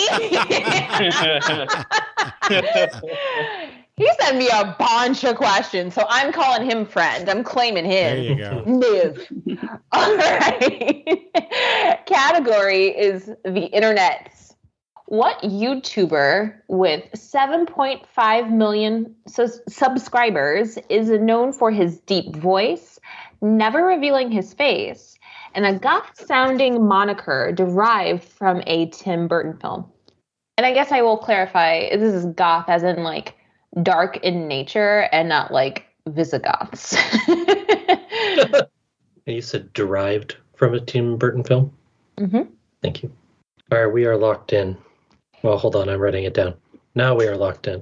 I don't think he had a name in the movie Sleepy Hollow, Diana. I feel like they called him The Horseman or the something. Prussian or something like that. Like he was a mercenary from a certain place, and they called him by that place's name. Hessen? The Hessian, yeah. Oh, yeah. Yeah, that's what they were calling him. So to bring you all up to speed, we've been trying to think of Tim Burton movies and deep voices and the reasons why somebody wouldn't show their face. So like Skellington or Jack Skelton or something could wear a mask that would keep you from seeing his face. I mentioned that Vincent Price has a deep voice. He's in Edward Scissorhands. And the last one that we hit on as something that could be here would be the Headless Horseman. Would be a fun way to not have a face. If you're headless, then obviously nobody sees your face ever. In which case we're trying to, well, what would you call yourself then? Would you call yourself Headless Horseman? Would you call yourself just Headless or Headley?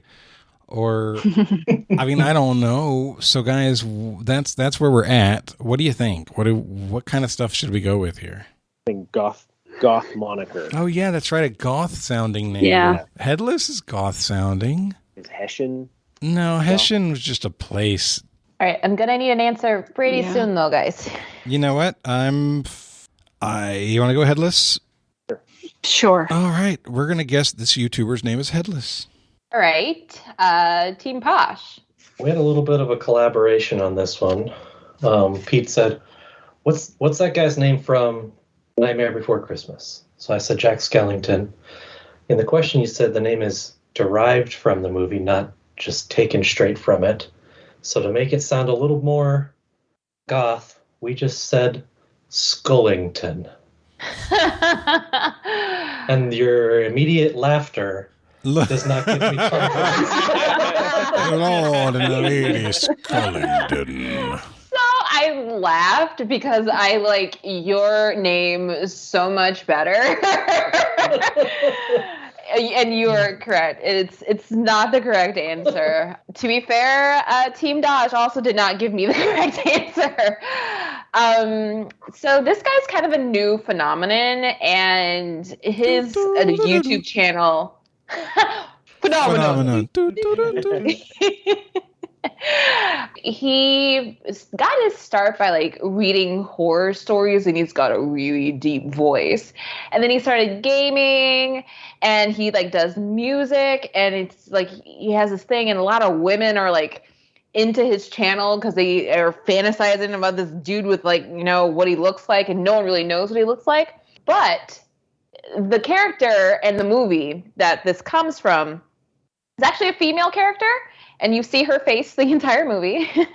So it's not the corpse bride, but it's the corpse husband. Corpse husband is the answer. We could have thought about that for the rest of the day. Yeah, I think you're right. I think Scullington is much better. Yeah. Send a petition to Corpse Husband and change your name to Scullington, because I think that's way better. Scully for short. So round 5, question 3. This is not from anyone but my brain, and the category is foot in mouth moments. Question reads, she was cute when she danced in Gap ads in 2007 and respectable when she won back-to-back Primetime Emmys in 2012 and 2013. But this actress's presence and films are banned in the Philippines after she made public comments about this city of Manila being rat-infested and smelling like cockroaches after she filmed a movie there in 1998. How does somebody know what cockroaches smell like? I mean, like if they're on something, the thing they're on smells, but a cockroach itself, does it have a smell? How many cockroaches do you have to get in your hands in order to smell them? Yeah, that's a good question. I thought that too. We're getting close to closing in on a minute left to deliberate. All right, friends, need something. Well, so do we. But all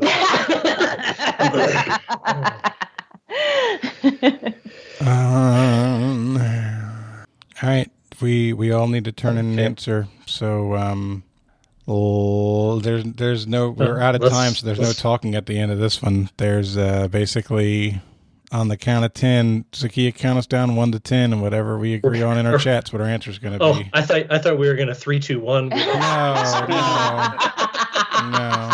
That would be wild. All right, I'll give you a count of 10. Count it down. We're locked. Oh, you're locked in? Okay, well, we'll lock you in Okay. too. We don't need to count then. Okay, we'll do ours first then. So, Diana, you were thinking about Charlie's Angels. Right. Yeah, so the main ladies in that were Lucy Liu, Cameron Diaz, Drew Barrymore. It feels like the right time frame for the 1998 movie and being in Manila. All 3 of them could be in a Gap commercial 10 years later. They all still look great now. And then the back-to-back Primetime Emmys. I know Lucy Liu was in a Sherlock Holmes show. I didn't watch it all, but I remember her being featured in commercials. So I think that's what we're going with. It's so weird to go from movies to then a commercial 10 years later to then Emmy winning for something that's probably a regular appearance. It's a weird career. You know, more time, maybe we could get something. Yeah. You know. So yeah, we said Lucy Liu. Yep. All right. Lucy Liu, Team Posh. Well, like most of the questions today, we had kind of bits and pieces that fit, but I don't think we had one thing that fit all the categories. But the best I could think of was I think that Claire Danes won for Homeland a couple of Emmys. And I know she was in Romeo and Juliet, and that would have been like 1998. But the other references, we did not know. I don't know if she was in a Gap commercial or if she's cute or respectable. I really don't know her at all. Yeah, you threw those adjectives in. It really, I went down that rabbit hole trying to. Those have to be clues, yeah, right? Cute. Yeah, that makes me think of a kid. Right, but then she was in a movie 10 years before that. Yeah. So I tried thinking of like Dakota Fanning, something, but is she quite old? Anyway. We ended up going with Claire Danes and crossing our fingers. So the 2007 Gap ads are cute. They are cutesy. The actress is dancing with Patrick Wilson. It's anything you can do, I can do better. They're dancing like little kids. And I think winning back-to-back Emmys is respectable, especially when it's for Homeland. Oh, right. Yeah. And the movie that she made in 1998 wasn't Romeo and Juliet, but Broke Down Palace. And her movies are banned in the Philippines, and she's banned from the Philippines. The answer is Claire Danes. Wow. Heat.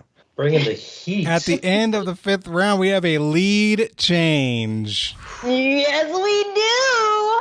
Oh, wow. This just got wild. We've got Team Posh with 80 and Team Daj with 74. Round 6, question 1. In the category of state funerals, 4 kings, 31 presidents, 6 princes, 22 prime ministers, and 47 ministers of foreign affairs were in attendance for the funeral of what man in 1980? All right, that was both of our first thoughts. Let's go with it. All right, we're locked in. Okay. Team Daj. Yeah, Anton Mandela definitely lived past the 1980 for sure. I was thinking John Paul I. I don't know when he started as Pope, but I know he did not live long, only 1 or 2 years, so much so that he was succeeded by John Paul II, who took this name John Paul II because of the shortness of John Paul I. And John Paul II was definitely Pope when I was growing up in the 80s, and he was Pope for a long time. That's all I got. I can't think of somebody else dying in 1980 that would have had that many different rulers and leaders and whatnot in attendance. So that's my best guess. Changeover of the Dalai Lama or something. I don't know the dates for those. I have no idea when the Dalai Lamas have lived or died. No, we're like Mother Teresa. That's the only, but large. She was definitely alive. Figures. She lived past 1980 for sure. JP the OG, I guess. Yes. You all good with it? I like it. All right. Mm-hmm. We'll guess John Paul I, Pope. All right. Pope John Paul the First, the one, I was going to say that. The Uno. The one Still by the Calvin one. Klein. Team Posh, what did you have? We both came up with the same thing, but I typed it faster. And first instincts, we got to stick with them, right? So we said Gandhi. Ooh. Gandhi. Interesting that you said Gandhi. I believed he died a little earlier than that. The Ben Kingsley movie came out in 1980, I think. Oh. Well, that was my reference again. I was like, maybe they made a movie I thought they made a movie about him because he had died or something. Fair. The correct answer is Tito, Joseph Broz Tito. Some people call him a dictator. I think he was a president for life of Yugoslavia. His name was Tito? Tito. Yeah. This wasn't Michael's brother, was it? No. No. All right. Spicy. Yeah. Wow. We weren't getting there. Yeah, he had a lot of pull, but not with this guy. We're fine. Round 6, question 2, brought to you by Rob Warman. Oh, thank you, Rob. That's Rob Warman. Oh, nice one. Oh, wow. Well done. Well, he was super sweetie and reached out to me and hey, can I send you questions? Like, oh, of course. He's like, what categories do you need? Like, I said, I need 19th century literature. And he's like, done. What? So, the category, 19th century literature. Literature. Alice Bell's famous 1847 novel about the Earnshaw and Linton families was named after the Earnshaw's bleak and remote farmhouse in the English moors. Name the novel. Could you spell the name of the author? Mm-hmm. Alice Bell, E-L-L-I-S, Bell, B-E-L-L. All right, we're locked in. All right. Okay, so the last name Bell triggers me as the pseudonym names for the Bronte sisters. Like Acton Bell was one of them, and I think Ellis Bell was one of them.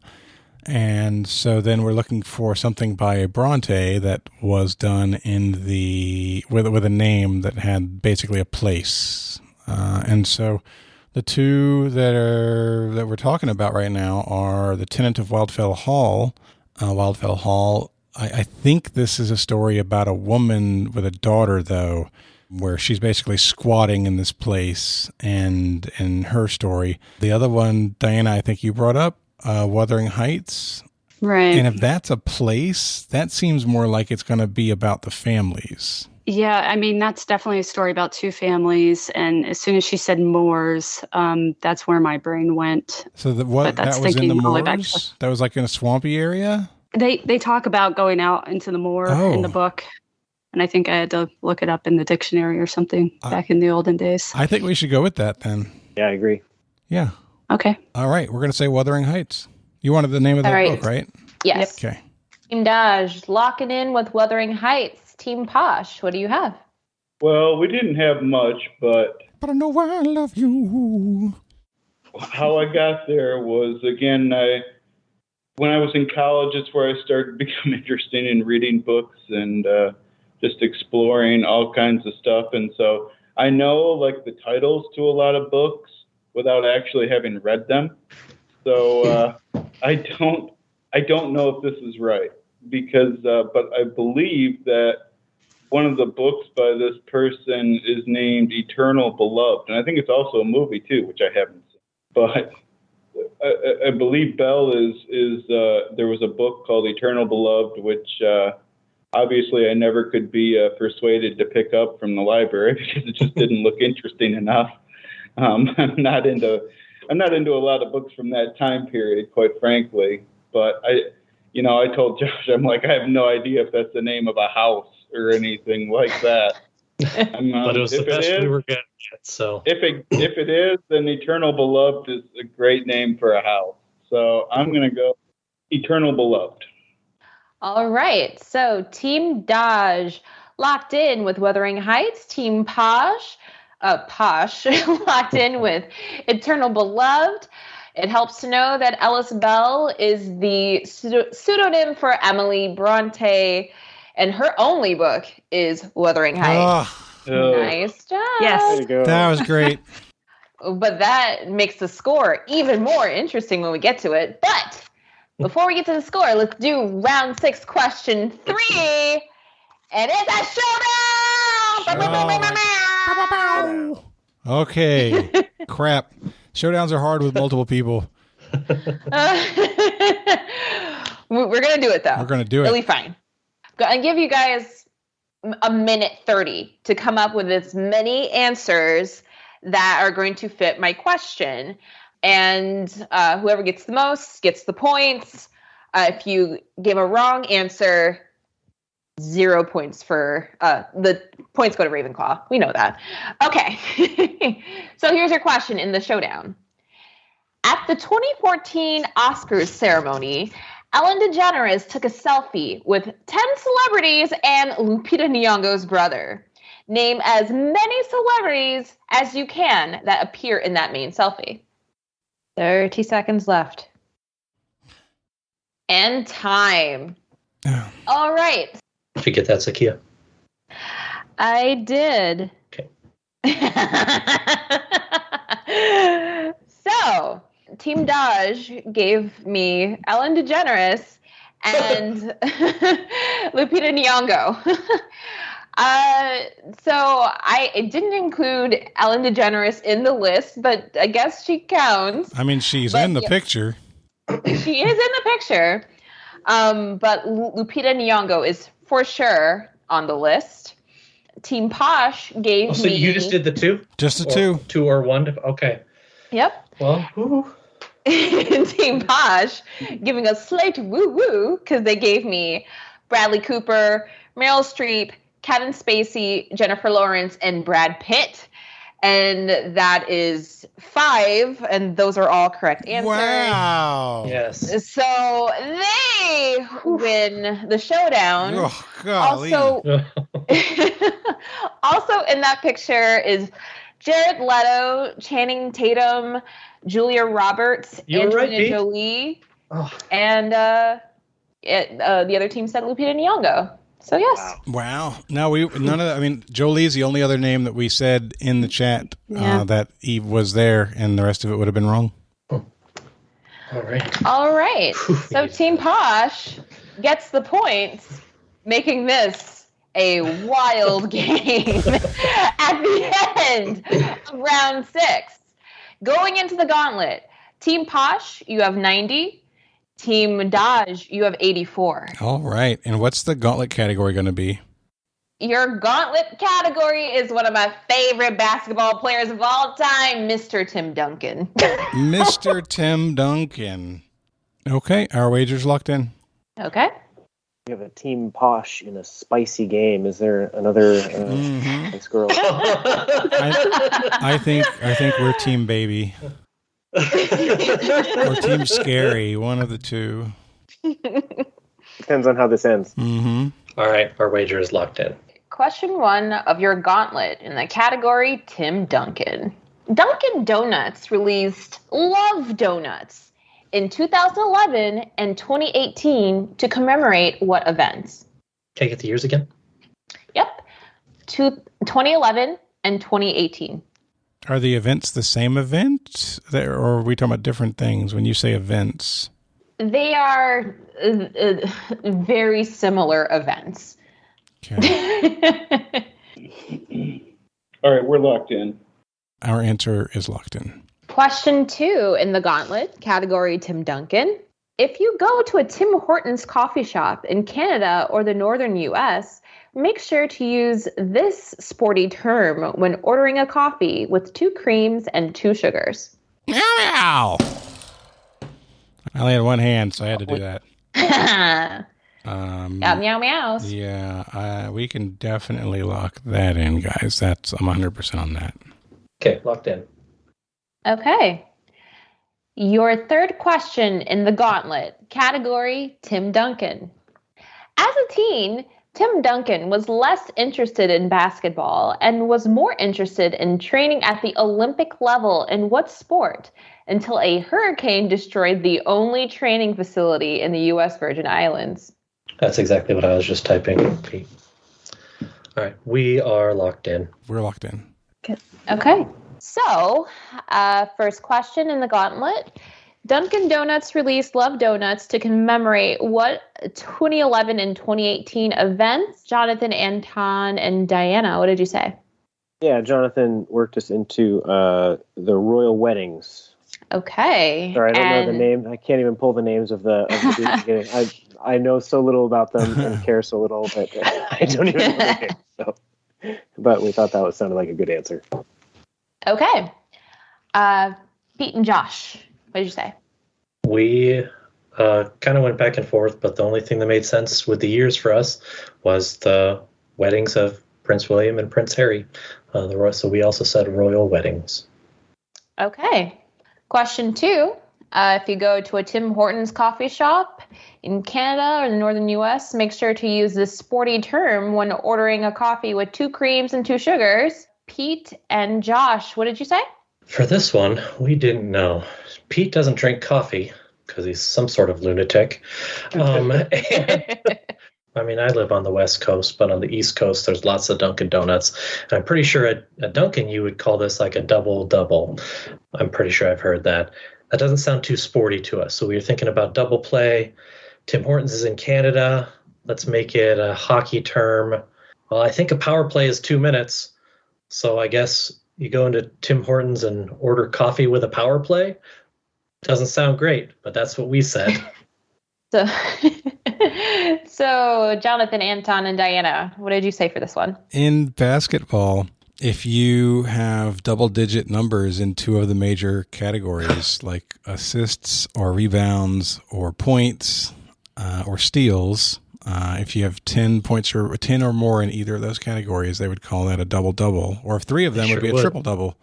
So it's definitely a sporting term, and I've never heard it used at a Tim Duncan's. I'm sorry, I've never heard it used at a Dunkin' Donuts. But I've been to Canada twice, and I heard the term about 50 times in 3 visits to Tim Hortons. So we definitely locked in with double-double. I just want to go to Tim Duncan's coffee shop. Tim Duncan's Donuts.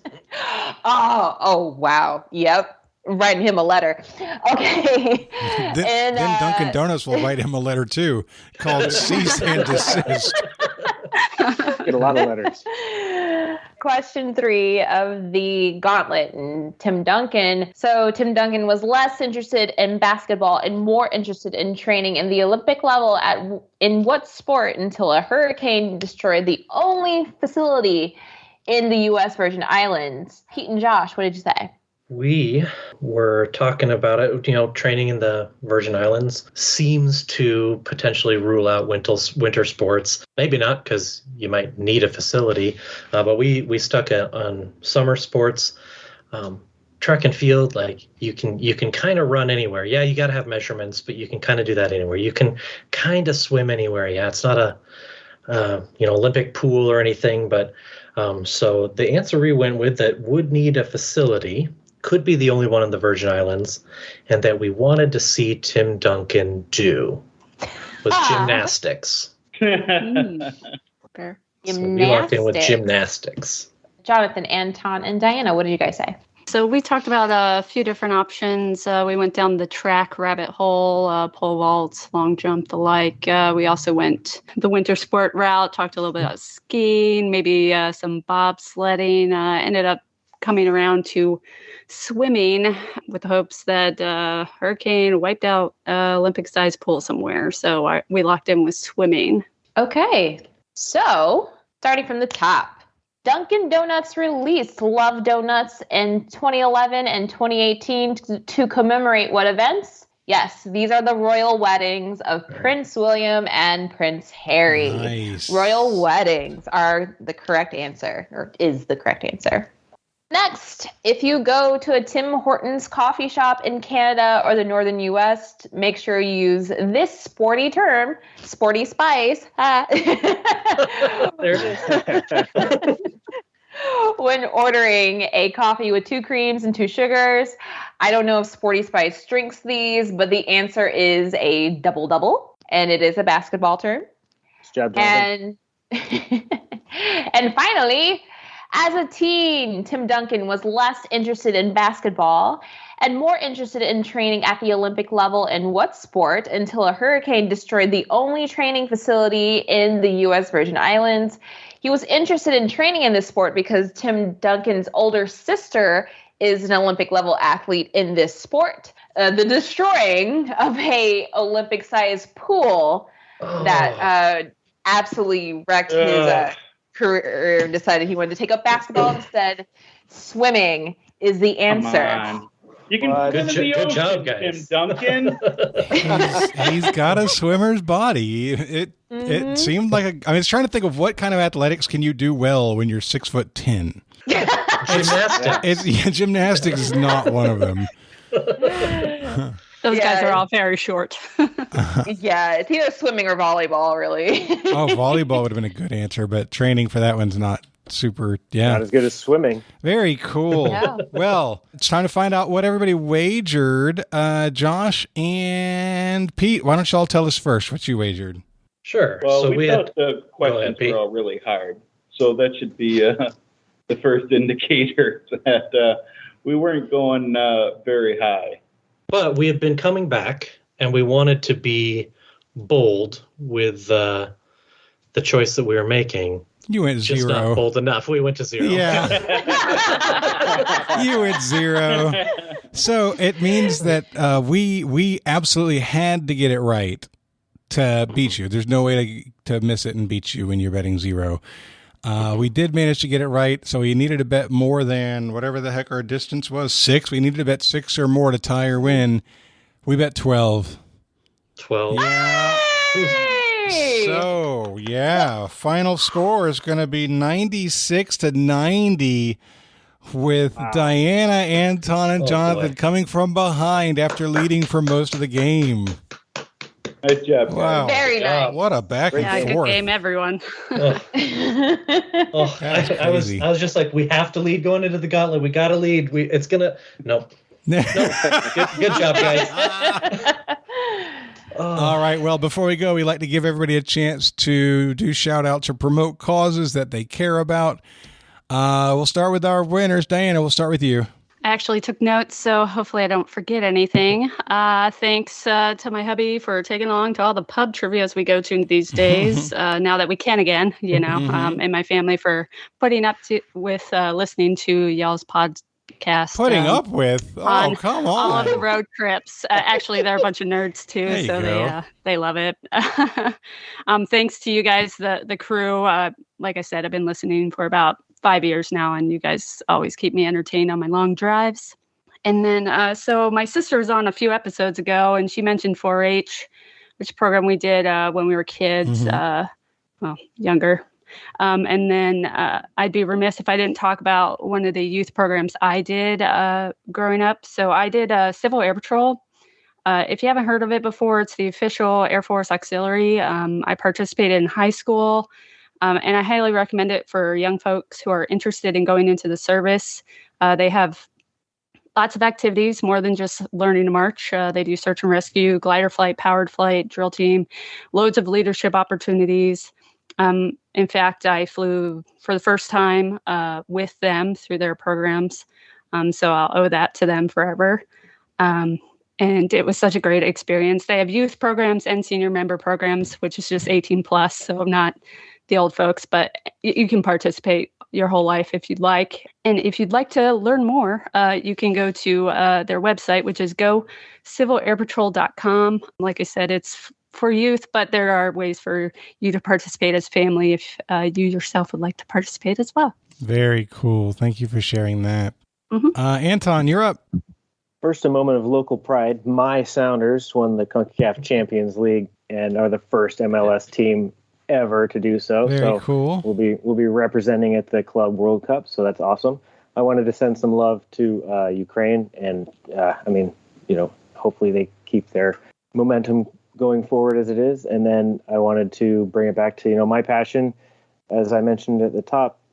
Homelessness is, I see it as a kind of battle that we're fighting here, and it was declared a national emergency many years ago, and we have not had the same response to it that even we've had to COVID. So we should be treating homelessness and this issue with poverty and inaccessible house prices as a war, not against the people who are victims of it, but against the policies and things that create these situations where people can't live safely and securely. So get out and advocate for your neighbors, and you don't have to go talk with people, but if you do, people are fantastic. So get to learn some stories, and it's a really impactful way to reach out in your community. So, yeah. Very cool. Thank you very much. Pete, over to you. Oh, well, I just wanted to point out that May is Mental Health Awareness Month, and one of the things that make mental health different from physical health is that it's not always visible. So as someone that has suffered from crippling anxiety for most of my life, I just want to make people aware that sometimes you don't always know what's going on with somebody inside their head. And so just to practice a little bit of grace in dealing with people socially. Oh, also shout out to Olexa, my oldest daughter, who graduated from college last week. Woo! Congratulations to her. Very cool. Thank you, Pete. And last but not least, Josh, you're up. Sure. So I want to say thank you, like usual, to my wife and kids, giving up a chunk of time. This was a longer chunk than normal today.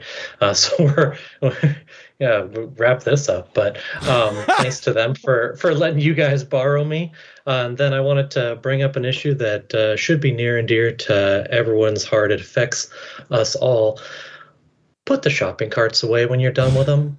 It doesn't take any effort. It's like you just walk through an entire goddamn grocery store. Just walk the 20 yards to put it in the near. Come on, guys. It's not hard. We can do this together. We had Chris Hollister on this show for hundreds of episodes, and I think that might still be the first gall darn we've ever had on Trivial Warfare.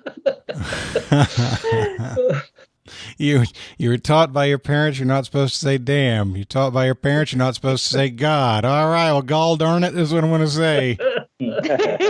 All right, well, that is going to wrap us up. Thank you guys. Great game out of everybody. Congratulations, Diana, Anton. Y'all were fabulous. And so for Diana, for Anton, for Josh, for Pete, and Zahkia, my name is Jonathan. This has been episode number 378 of Trivial Warfare, where it's not just trivia, it's war. Bye, everybody. Bye. Bye. Thanks for listening to Trivial Warfare. Be sure to check out the revamped TrivialWarfare.com as your one-stop shop to submit questions, join the community, and get access to over 150 archived episodes. Warm It Up was written and performed by Matthew Stevens. This episode was edited and produced by me, Joel Sharpton. For help with your podcast, visit ProPodcastingServices.com.